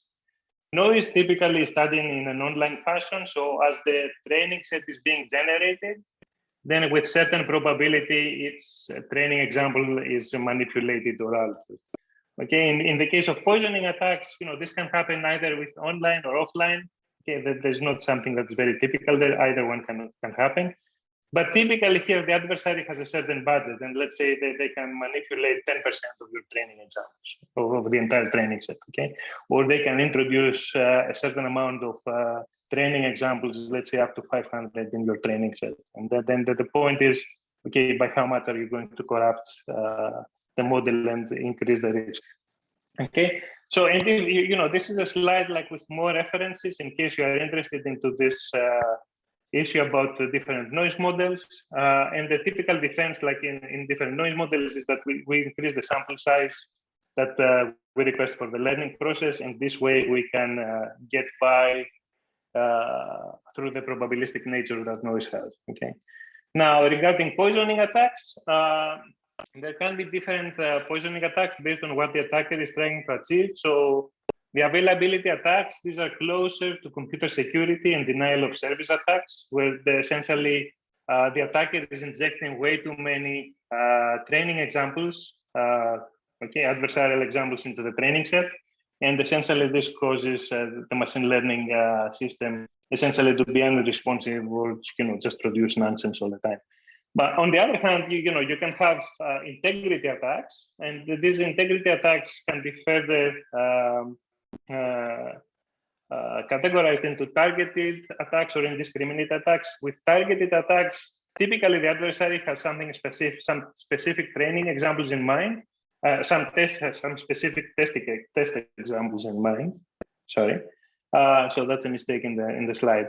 And essentially, that they inject adversarial examples with the idea of misclassifying the particular test examples during test time. With indiscriminate attacks, the purpose of the attacker is to increase the risk of the machine learning model in general. Okay, and there are typical defense mechanisms like regularization, randomization, identifying corrupted instances, outliers, post-hoc correction of trained models, and so on.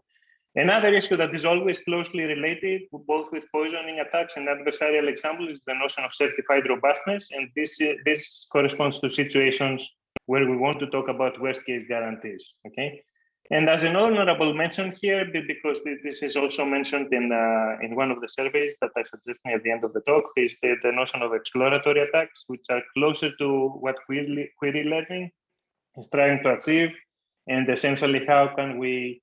Now we are not manipulating the training set anymore, but rather, we may have access to machine learning classifier, and by probing, by generating different example instances that we want the classifier to give a label to, essentially we're trying to make the black box whiter, okay, and try to understand what is hidden inside the model. Okay, now let me come to test time attacks. So test time attacks or evasion attacks or adversarial examples is pretty much the same thing. Okay, And so far, there have been different definitions that people use in practice, either to generate adversarial examples.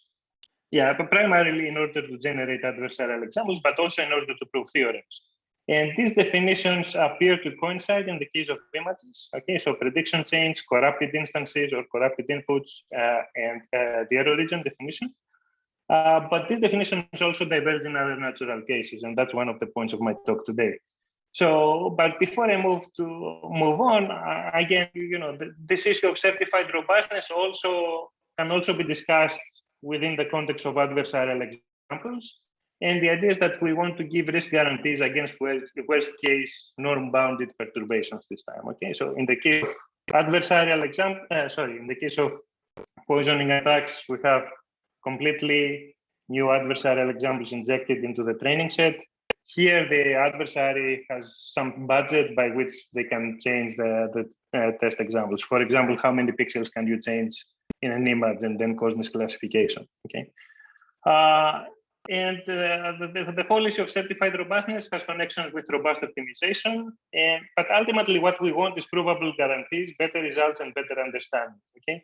So we want to understand robustness beyond image classification, which has been extensively studied. And in some situations, it is hard to interpret results that we get with corrupted instances in some natural context, okay? For example, over the uniform distribution. And the other point here is that the error region definition is the only definition that really guarantees misclassification, but nevertheless, it has its own drawbacks, okay? Now, let's see the different definitions. So essentially, we have two different instances, X and X prime. So X is the original instance that we draw from the distribution. X prime is the perturbed instance that the adversary generates. And then essentially, we want to compare the prediction of the model in the new instance, this H of X prime, okay, with some other value, and what this other value can be. So this other value can be the prediction of the model at the original point, this H of X. So this follows along the Y-axis, and this is the prediction change definition. So it compares these two values. The corrupted instances or corrupted inputs essentially compare the prediction of the model at the new instance with the true label of the original instance, so C of X. And the error region definition compares the prediction of the model on the new instance with the true label of the model at the new instance, not the original one. Okay, so these three definitions work well for images. And typically the reason is that these two assumptions that you can see on the bullet points, that there is this truth proximity assumption. In a sense, you know, as you start modifying a few pixels on an image, then if we're looking at the cat, you're still looking at the cat. And then the initial correctness assumption is there for the prediction change definition. Sorry, I'm just trying to figure out how much time I have, about 7 minutes. Okay.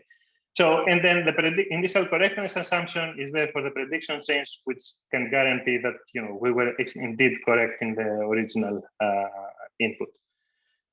Now, in general, only the error region guarantees misclassification, and you can see the difference. Let's say, assume that H and C, you know, these are the two. H, inside H is what we predict as true with our classifier. Inside C is what we should actually predict as true.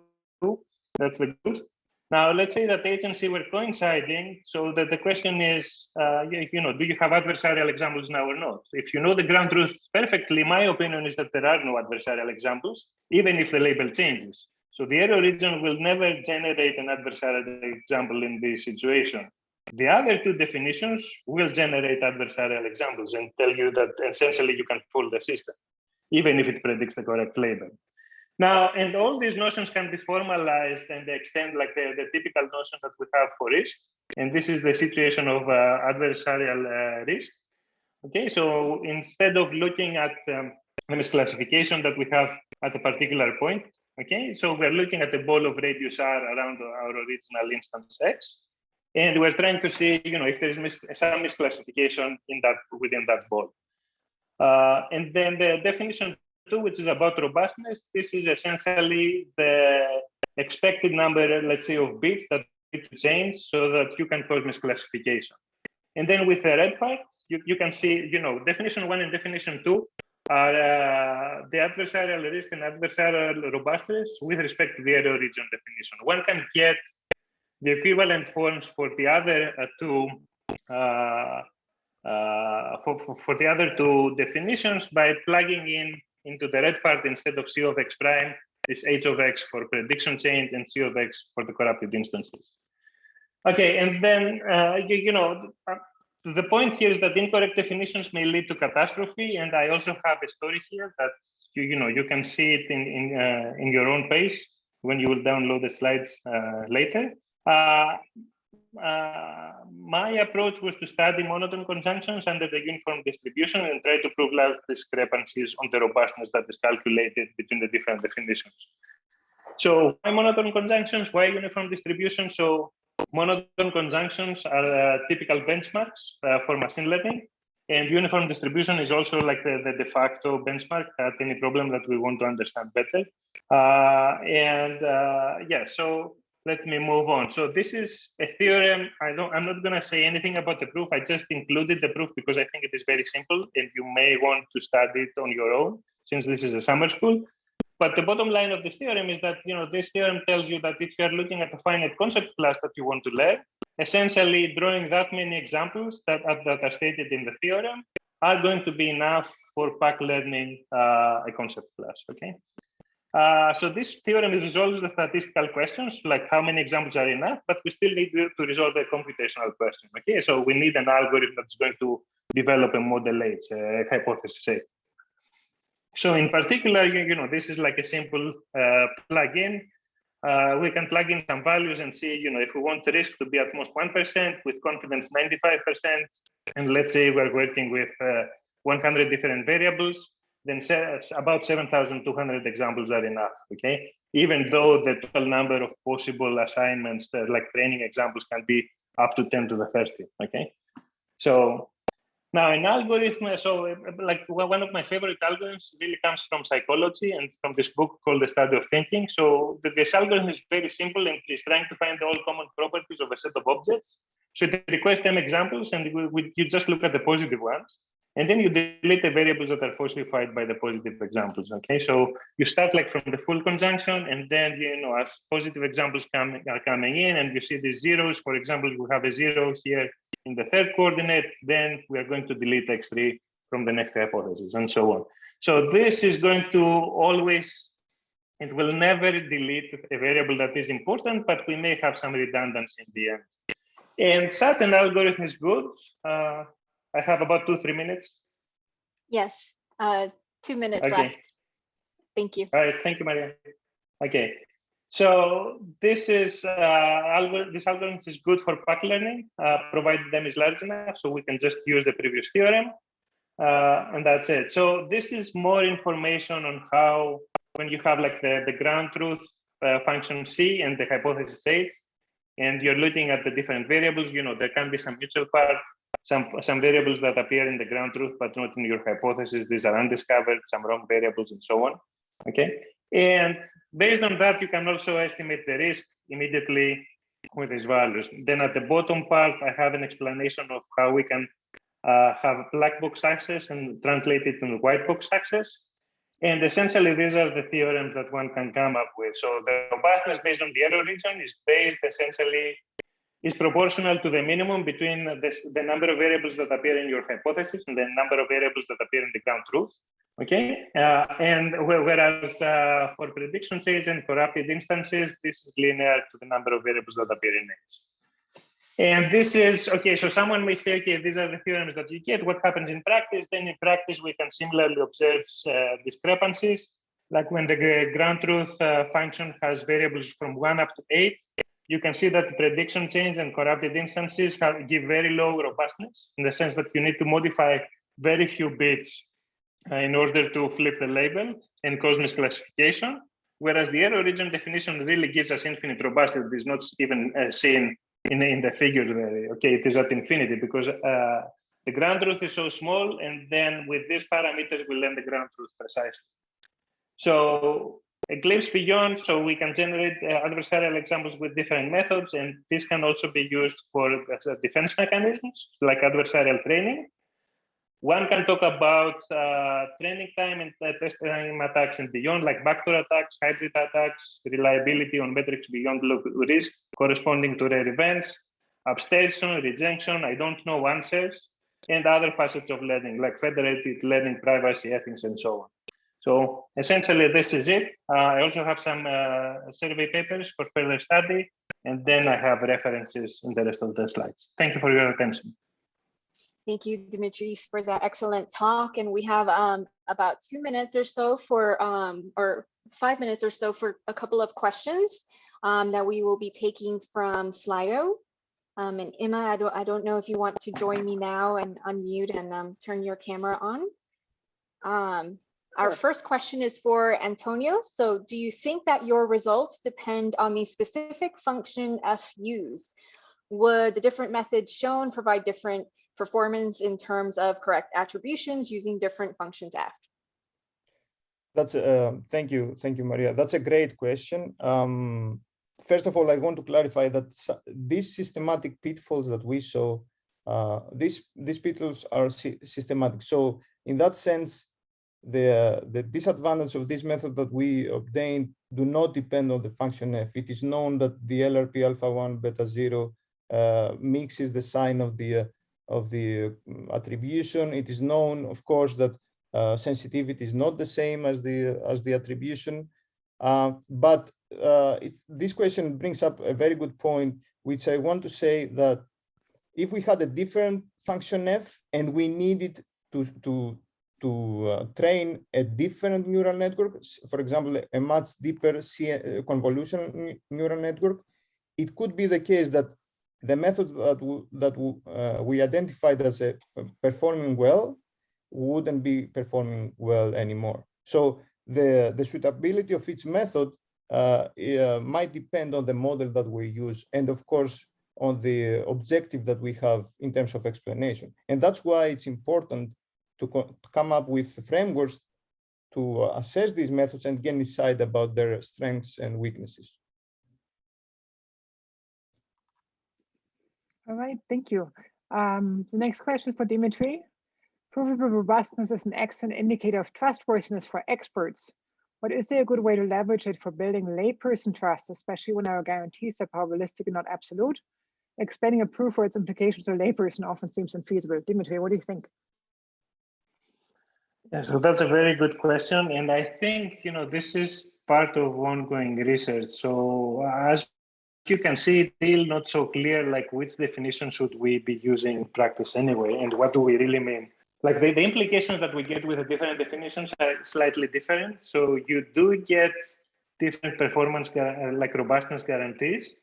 But the question is, do these actually translate into what you also have in mind? And essentially, you are even moving this to one step further, and you also want to embed trust into this notion. So I think this is a very good point that people can explore further by looking into these definitions and looking at the kind of trust that you want to have, with a particular stakeholder or something.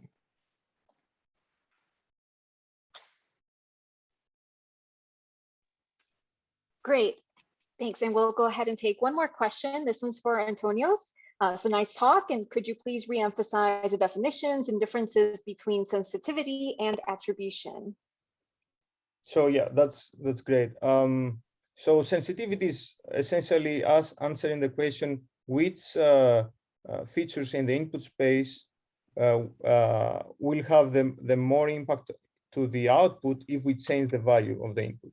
So it's essentially calculating the gradient of the function, whereas the attribution is which feature in the input space is more important. The difference between the conceptual difference between the two is as simple as one is calculating the gradient, the other is essentially the value of the function. So the gradient and the value are not the same. All right. With that, we need to wrap it up to give everybody a 5-minute break before we have the next 2 talks coming up. So thank you very much. And Dimitri and Antonios, feel free to answer some more questions on Slido during the next presentations. And with that, we will see you again in 5 minutes. Thank you. Thank you.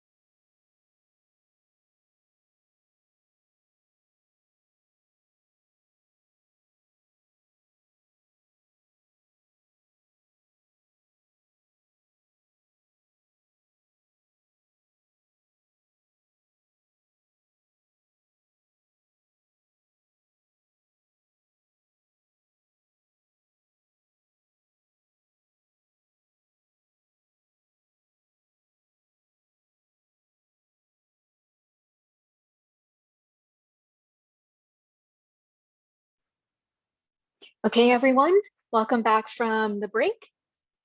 I'm going to go ahead and introduce our next speaker. Our next speaker is Will Chapman. Feel free to go ahead and share your screen. So Will is a PhD candidate at the Scripps Institute of Oceanography, working on better understanding North American West Coast weather predictability with deep learning methods. He will join NCAR as an ASP postdoctoral fellow in December 2021. Take it away, Will. Awesome. You'll see my slides? Yes. Cool. All right. First off, I want to say, thanks so much to Maria and Ina for the invitation and for all of the TAI4ES committee. It's such a cool summer school, and I'm very excited to be here. So today we're going to be talking about probabilistic weather prediction with neural networks, specifically in a post-processing, numerical weather prediction post-processing framework. There's been a ton of work in machine learning with numerical weather prediction post-processing, specifically looking at uncertainty estimation. And I want to, in the spirit of this being a summer school, hand you a really easy loss function to address any of your regression-based problems with some uncertainty estimation and good calibrated, accurate uncertainty. So just to orient us, when we talk about numerical weather prediction post-processing, what are we talking about? Pretend you have a numerical weather prediction system, a dynamic model that is forecasting every day. So these blue dots are a forecast for some location of temperature every day at some location. And you forecast that out for 9 forecast days. And eventually you get this observation at your verifying day 0, and it's here. And you know that there is some error in the model, but what if you run this a bunch of times and you notice some trend like this, where you have a bunch of forecasts and all of your observations sort of sit down here, and you can notice immediately there is this systematic bias, and there seems to be some sort of lead time dependent bias involved in our numerical weather prediction system.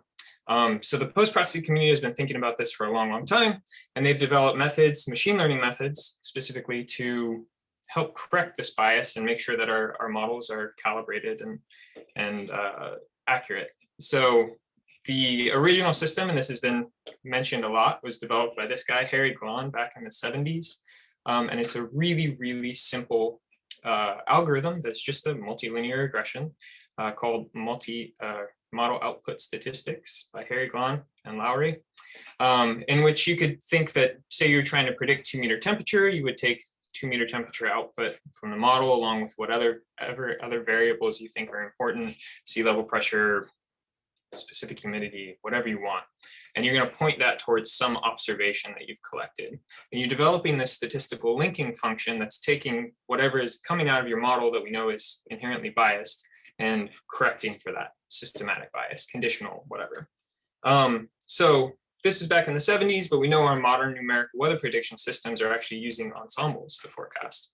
So this is an image from ECMWF talking about how their ensemble forecasts are developed. So they perturb some initial condition in their dynamic forecast systems, and then they push that out, and eventually it develops this probabilistic space on the dynamics world that gives you some sort of uncertainty estimation. And eventually you get this observation on your verifying forecast day. And you're hoping that this observation sits somewhere within the spread of your model. But the other thing you have from this model is this spread, and you need to know, was this spread good? Is this, our observation is in it, so we're happy there, but was this uncertainty accurate? And there have been a ton of methods to figure out if this was the case. And specifically, we'll talk about one here, one diagnostic method called the rank histogram. This is a rank histogram for the GEFS, integrated vapor transport, specifically looking at West Coast integrated vapor transport. And what it shows here is, this is a simple diagnostic tool in which you are ranking your observations amongst your ensemble members.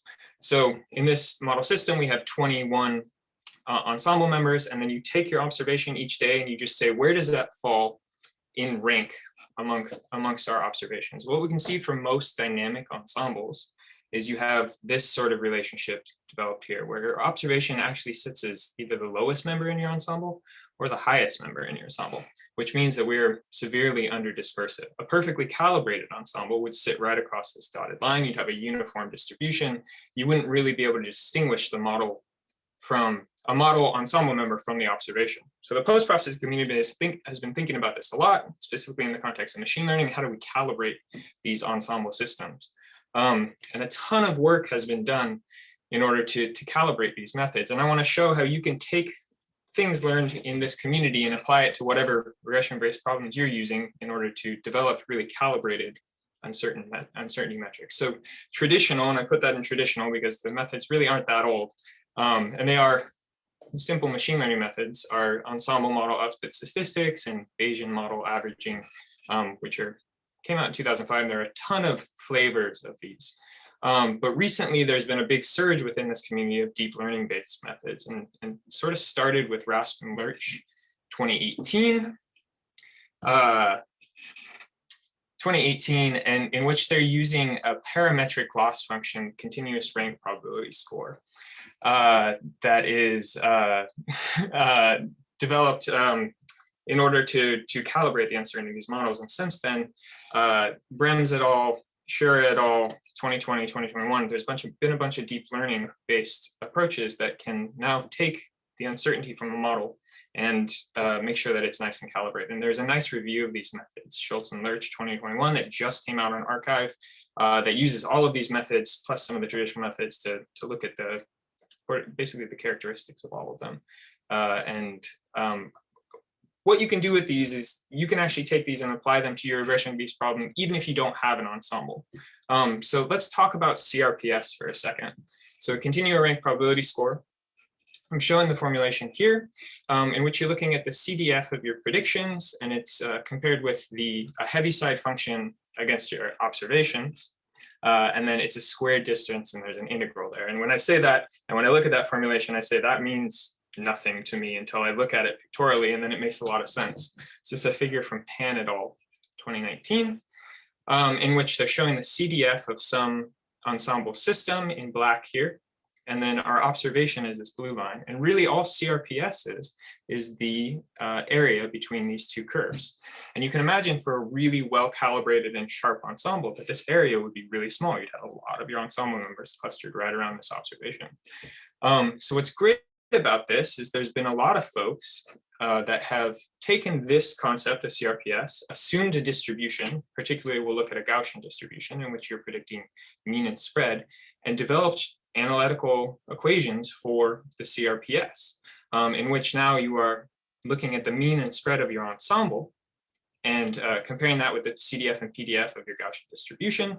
And this is going to give you a nice metric for how good your ensemble is actually performing against observations. And what's even better for the deep learning community is this creates a really nice deep learning loss function for us that we can immediately take the output of our neural network, and instead of predicting just a mean, let's just do two nodes. Let's do two nodes for our neural network, grab the mean, grab the uncertainty, or grab the spread, and we can push towards this Gaussian function. And what's even better is, say your conditional forecast distribution is not Gaussian. There's this nice paper by Jordan et al. 2018, in which they compiled all of the CRPS functions that folks have learned from papers from 2005 to modern papers just coming out, and made a nice toolbox in R. And then if you want those versions in Python, you can visit my GitHub, and I have converted all those from R into like nice Keras TensorFlow deep learning functions for you. So let's take this CRPS idea and apply it to what I'm labeling a case study. And it's not a case study in the traditional sense that we think of in weather studies, because I'm gonna look at 34 years worth of data. But a case study in that we're gonna look at atmospheric river prediction and see if we can dress a deterministic ensemble with some uncertainty. So just to orient you what atmospheric rivers are, I'm showing a GIF up here, a GIF of atmospheric river impacting the west coast of the US. And what these events are, these extreme vapor transport events that eventually hit the coast, impinge on some orography, lift, and precipitate out. And what a lot of the work at the Center of Western Water Extremes has done by a lot of my colleagues here is shown that these events lead to really damaging flooding events on the West Coast. You can see in the hundreds of millions of dollars just from extreme AR events. But the other flip side of that is that they're actually contributing a lot of the total annual precipitation to the West Coast. So they're really, really important for understanding where is our precipitation going to come from, and how can the water managers better use that information to store water, which is so important in the West. And when I say forecasting atmospheric rivers, what we're really doing is forecasting this variable, which is integrated vapor transport. So this is really moisture flux in the atmosphere, where you take the specific humidity of the atmosphere and you're multiplying it by the U and V winds, and you integrate that across the whole, from 1,000 hectopascals to 300. And it's sort of the summation metric that's telling you the strength of this AR. And what we've shown is that, or what scientists have shown, is that we are particularly bad at forecasting the landfall locations of these events. And they're drastically important. We're forecasting them poorly. So we'd like to offer some uncertainty estimates that are good for people to rely upon. So back in 2019, we put out a study looking at post-processing atmospheric rivers with a convolutional UNet called Improving Atmospheric Rivers with Machine Learning, which we took the GFS forecast, deterministic numerical weather prediction system, pushed it through this UNet, and corrected this bias within the model. And we can show it was really, really good for these spatial learning algorithms. We're really good at correcting the error within the IVT forecast field. So what we want to do now is, can we apply this CRPS loss function to a single member atmospheric river forecast and create a bias corrected, but also calibrated probabilistic forecast. And we want to see if this can compete with some of the dynamic ensemble systems, because this could really save us a lot of computational cost. So we're going to test that out on 2 forecast systems. We have the CW3E West Wharf reforecast, which is a 34-year reforecast that we've developed here at my center. And it's a single deterministic member, and we're going to look at just landfalling locations. And we're going to compare that to the GEFS version 11.00, which is sort of the state-of-the-art ensemble forecast system. And we'll look at forecast leads from 0 to 5 days. And we're going to verify against observations. So we're pushing both these models towards observations, which is the MIRA2 reanalysis. And we're going to look at these landfalling location points. So just to orient you more, we'll be putting the GEFS, we'll look at the raw GEFS output, but we'll also calibrate this GEFS model with a simple neural network. And then we're going to look at the reforecast versus 3 machine learning based systems. So this is the deterministic system with the analog ensemble, which is an older machine learning method based on analogs, a probabilistic neural network with the Gaussian, truncated Gaussian loss, and then a convolutional UNet with this truncated loss. Anything in red is going to come from the GEFS system. Anything in blue that you'll see from this point forward will come from the reforecast, blue or white. And I'll ask you to pay special attention to the white here, which is our CNN. So this is now looking at CRPS in performance. And the way you want to interpret this figure is anything above these 0 lines is doing better than the raw GEFS model. And we're only looking at extreme impact events, so 90th percentile events and 95th percentile events.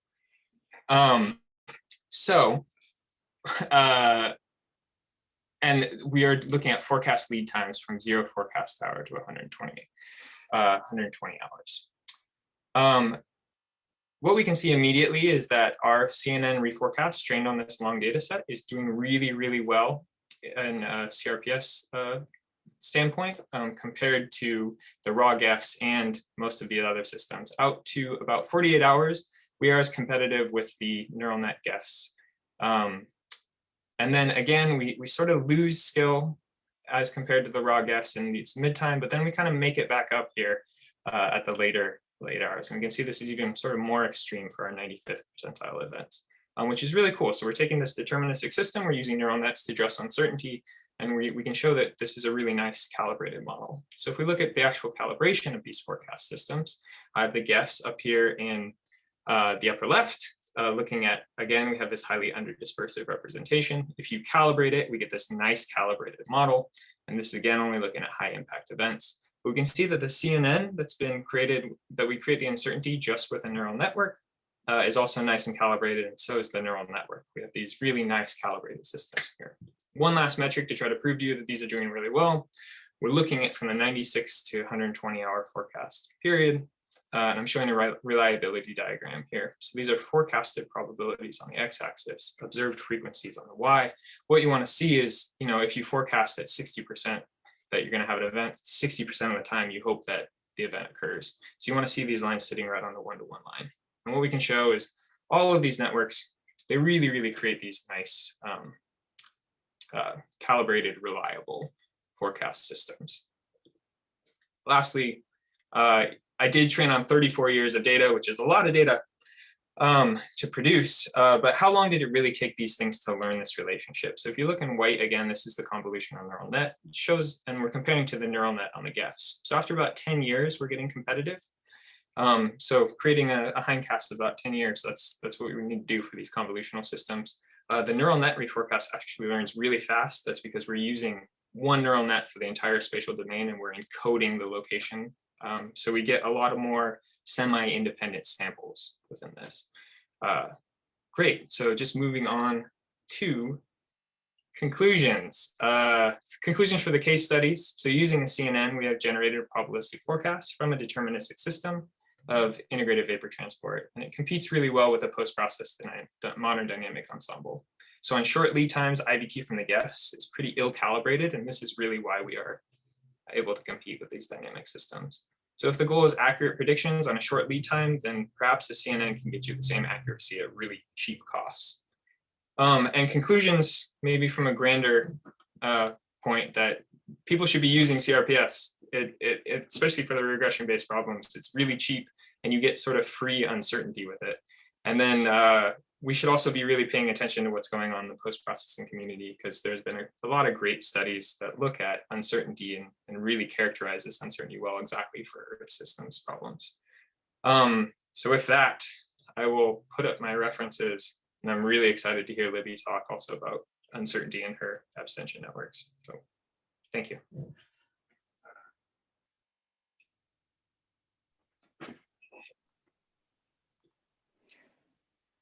Maria, do you want to take 3 minutes of question and answer? Yeah, let's go for it. Because we ended early, so we have 3 minutes now. Let's start with some questions. You go ahead. Okay, great. So Will, how does this metric differ from reliability scores? It's clearly different, but I can't make out how. Could you provide some additional insight? Oh, geez. I don't know that I super want to take a swing at that, but I can potentially tell you that this is, I'm not familiar exactly with the reliability score that they're referring to. Oh, probably out of the Breyer skill score. Yeah, so you can show that Breyer skill is also a proper scoring metric, but again, it's working on different thresholds. With this nice CRPS method, you're working with a real valued problem. So you can retain your units. They're very similar. You can also look at these with like a log loss function, and you can show that those are very similar things. I hope that got close to Tony's question. I'm not sure exactly.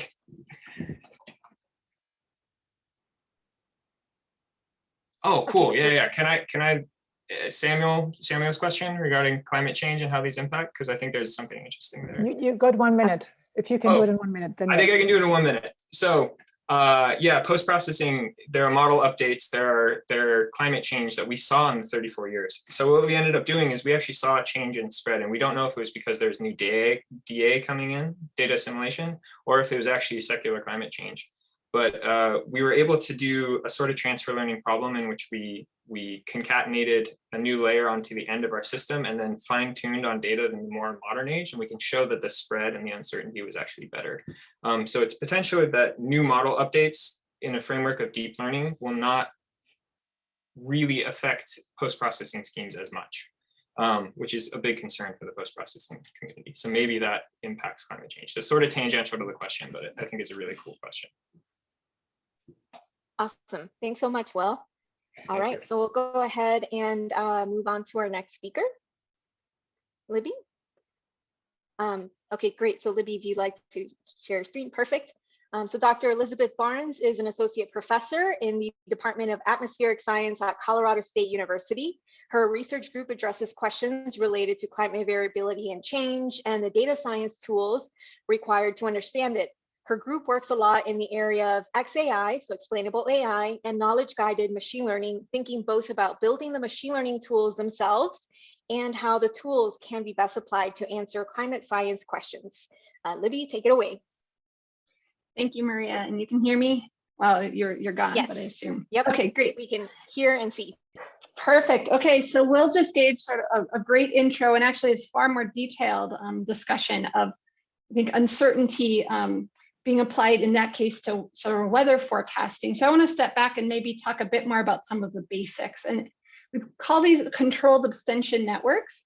Abstention being saying, I don't know, and I'll explain what I mean in just a moment. All right, so I guess the big underlying sort of, where does the science come in? The idea is that the Earth system is so complicated that making predictions is really hard. We all know this. And I guess sort of one of my underlying drivers or principles the last few years when I think about machine learning applications for atmospheric science is the concept that we cannot expect to make perfect predictions all of the time.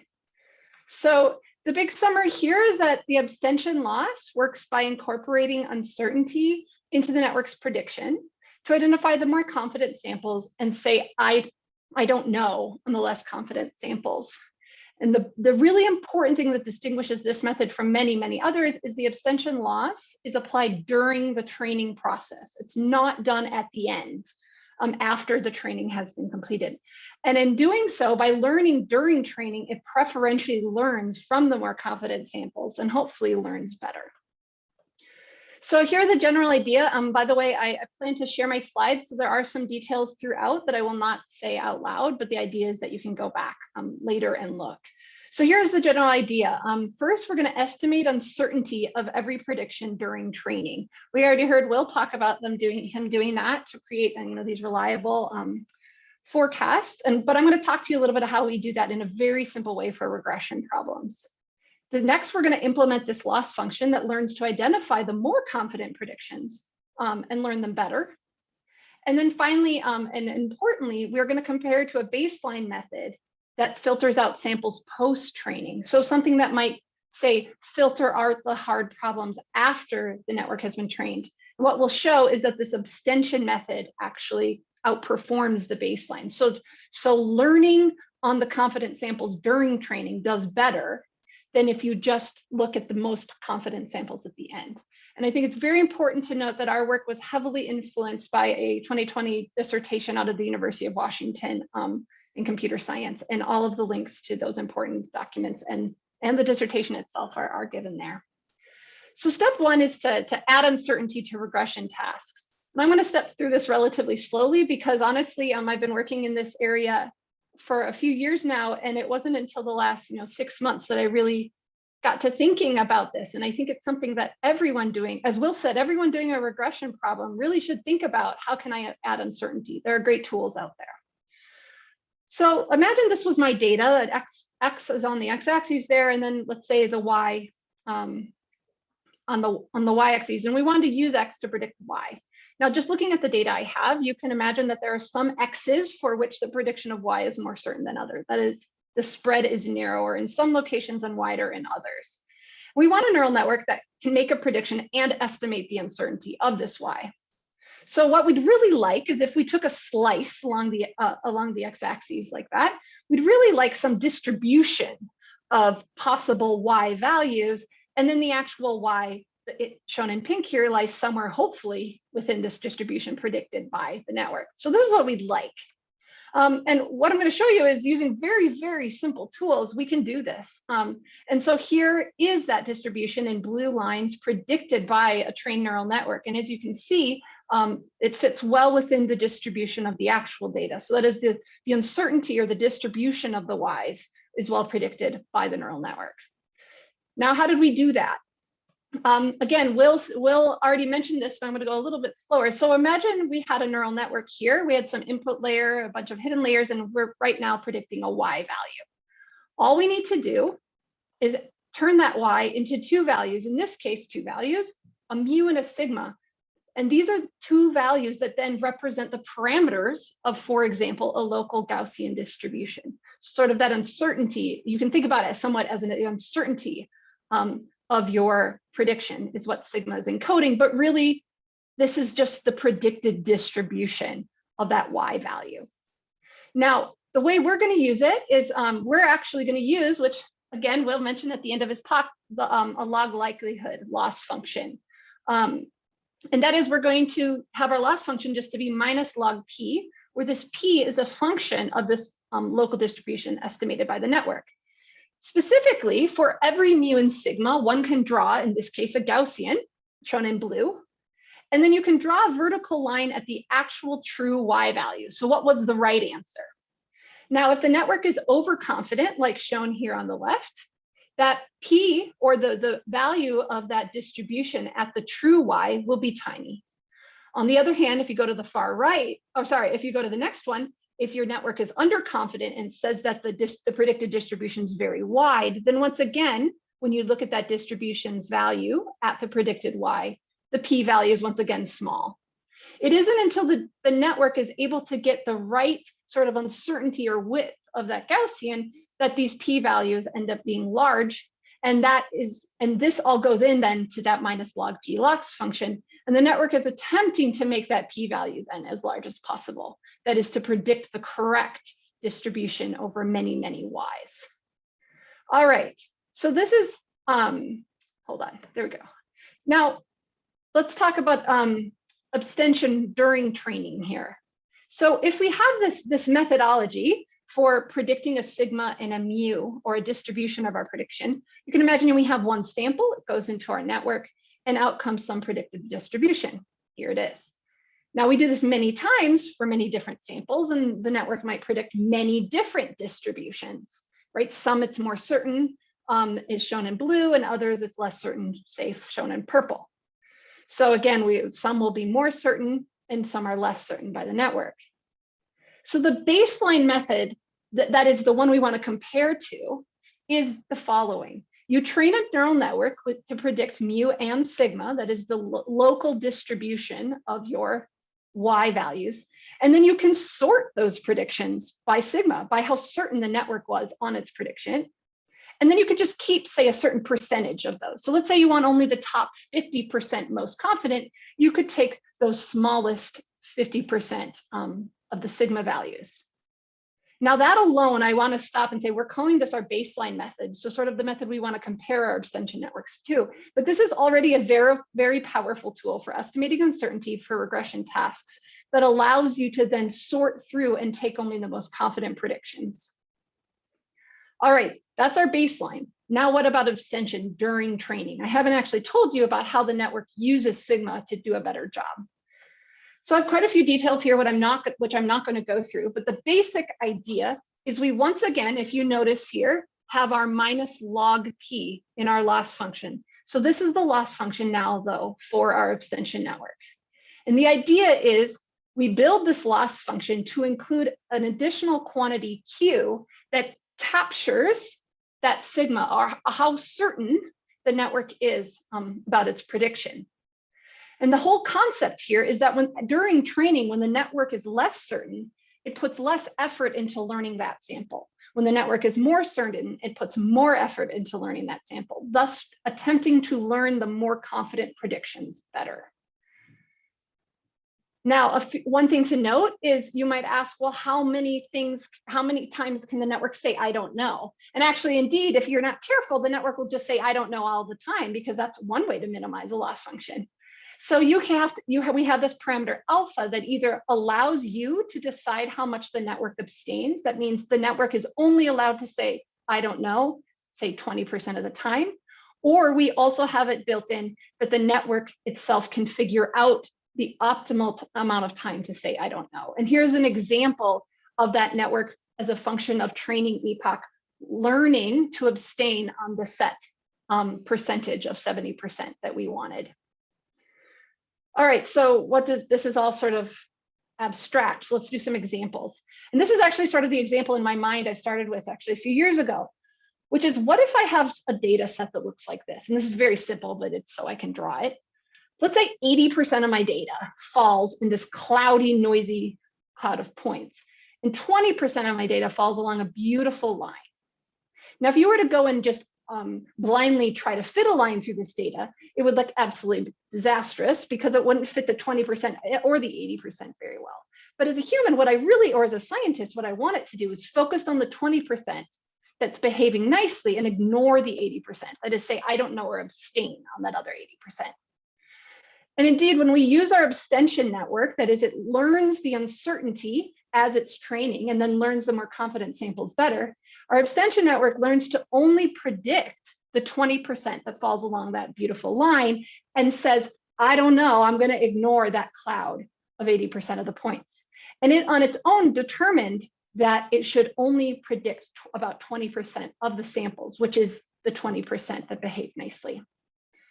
Now, how does this compare to our baseline method, where we train the network to predict uncertainty, but it doesn't incorporate it into its training?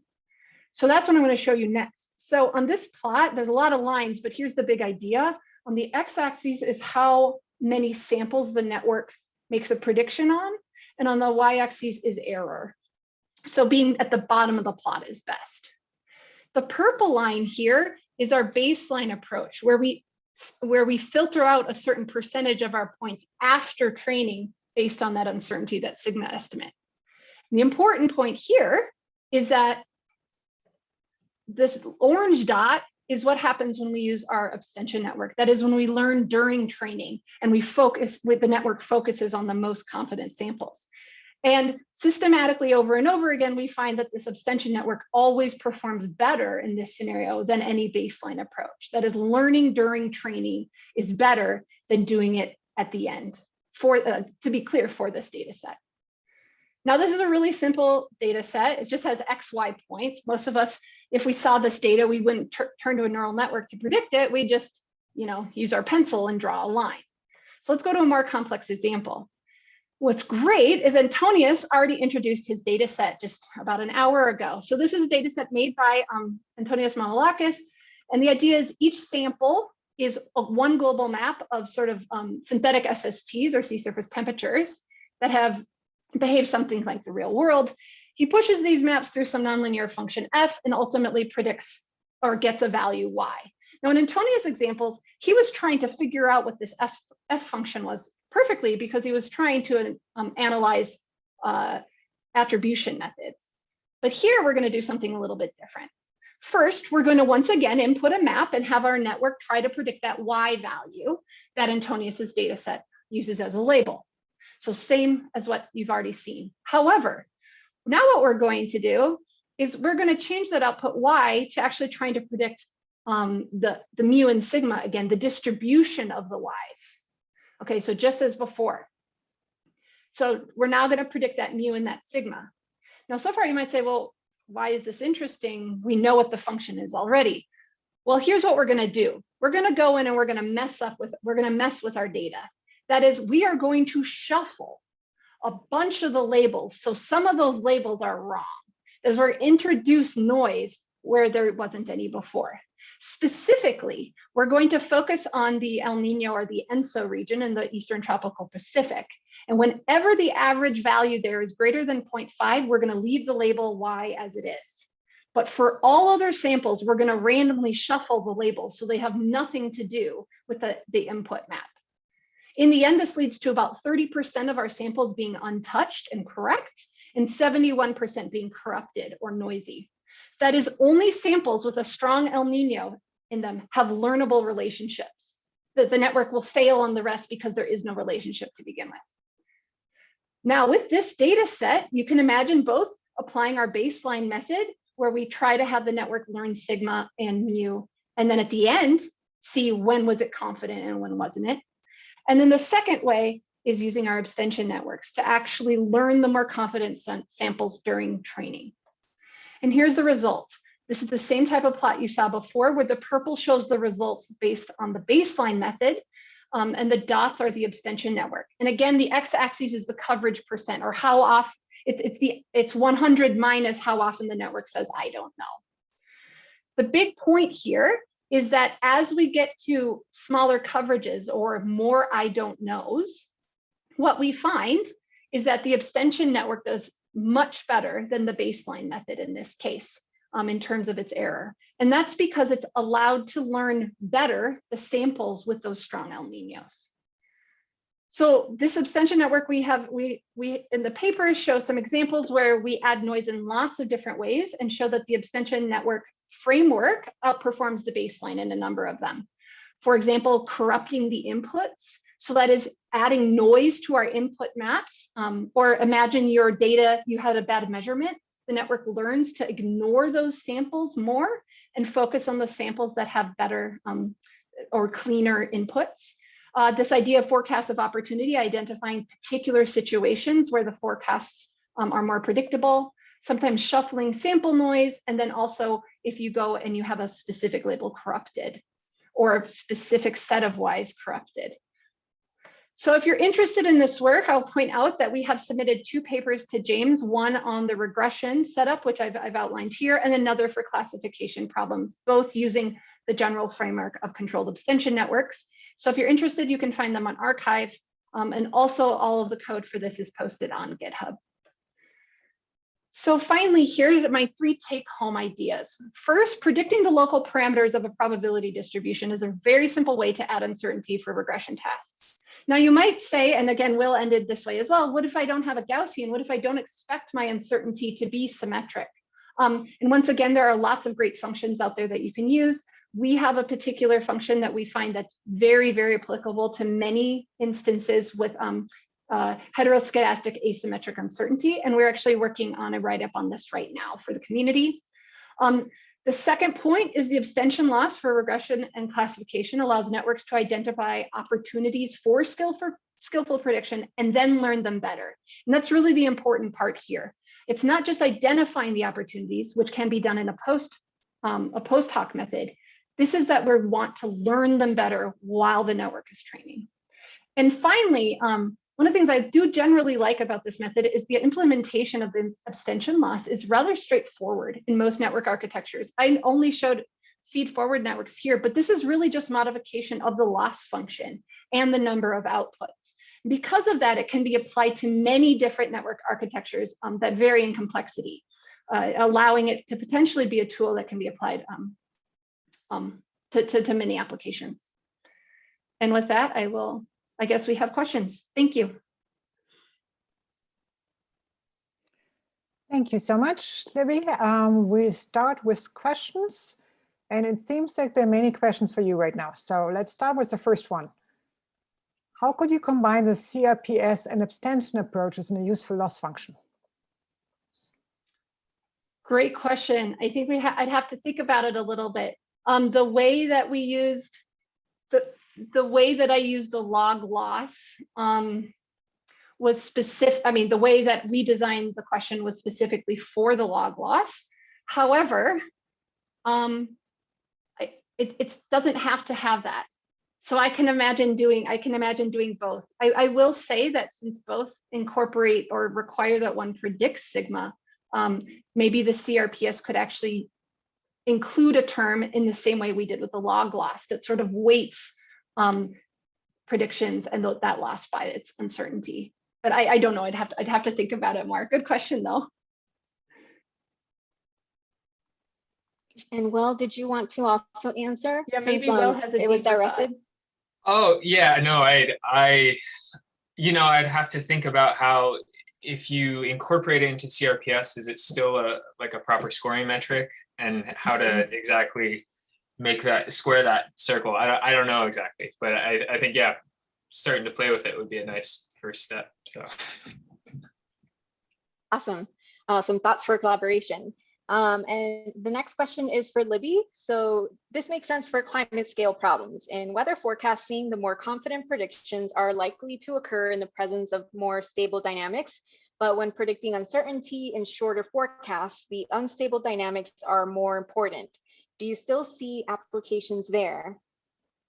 Yeah, so this is the idea saying that, what if the predictions that are, if I understand the question correctly, the predictions that are most important in a weather framework are the ones where, extremes or a tornado can happen or something. And those are also really hard. So if your network's just throwing out the hard problems, you're sort of throwing out all of the really relevant weather predictions. So I don't think I would apply this network exactly the way I framed it for climate applications for weather in the same way. But for example, you might be interested in certain parameterizations or certain MCS structures or something that lead to a tornadic activity. And so if you've subsampled your data to specifically focus on those extreme weather events, perhaps abstention networks can help you figure out the exact formation of the system that would give you predictable or better predictions of whether a tornado will happen or not. I wouldn't necessarily, though, apply it to all weather predictions all the time, or you're right, you're going to get the easy ones that you didn't need a neural network for. But I think it could absolutely still be applied. All right, next question comes from Randy. What if you're interested in extremes? And this one is for Libby. Where the uncertainty is likely to be naturally higher for these events. So your abstention loss might ignore these instances in training. Yes. So this is a really similar question. And I think the important thing is, I think we want to be more creative with how we're using these networks. I would not use an abstention network, again, to be my, say, weather forecasting model. In that case, you're absolutely right. The extremes would be potentially thrown out. But if instead you're doing science or research on extremes, maybe you want to focus in on certain aspects of those extremes, and you're not sure. A lot of the extremes may be unpredictable, but you want to know which of the extremes were predictable. So by subsetting your data and asking the science question in a very targeted way, I think abstention networks can be incredibly helpful. So instead of thinking about, but just all weather prediction, maybe think about more, there's information in there somewhere that sometimes I think gets missed because there's so much noise in the system. And so if we could design our experiment right, the abstention network can give you a little boost in finding that signal, whatever it is in that background of noise. Great, thanks, Libby. And then we have one last question before wrapping up, and this one's from Jordan. For Libby, could we talk about how trustworthy the uncertainty output, so sigma, is from these neural networks? Could you restate the error metric used to train the value of sigma, and does sigma always increase when samples are far away from the training examples? Okay, there's a lot of questions in this one question. Okay, so first, I haven't told you how trustworthy that uncertainty sigma is for these neural networks. However, in our applications in these synthetic setups, that sigma scales very nicely with how right or wrong the model actually is. So in that sense, the sigmas are trustworthy. They truly represent, how often you're going to get it right and wrong. In terms of the error metric we're using is minus log p, if you will. So it's just a minus the log likelihood of that p value, which comes from looking at that distribution that's predicted by the model and looking where the observations sit. So that is the loss function that's being used to train sigma. So an important point is that sigma and mu then are being trained together as a package.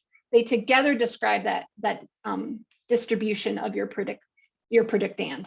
They're not trained individually. And does sigma always increase when samples are far away from the training examples? Does it always increase? If the model is doing a good job and it's consistently getting the prediction wrong, then my answer is yes, it should.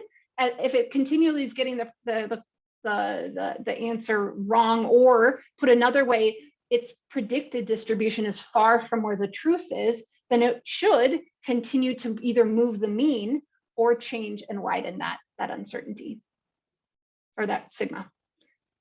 Thank you. Thank you. With that, I think it's time to wrap up for today. I would really like to thank our speakers again and this really enthusiastic audience. We've had great discussions on Slido. We will keep Slido up for a few more minutes. Maybe there are some more replies over there once Libby gets a chance to look at them. And I just want to remind you that tomorrow we have ethical and responsible AI, and on Thursday we have case studies. So I hope you'll tune in back tomorrow. And thanks again for coming today.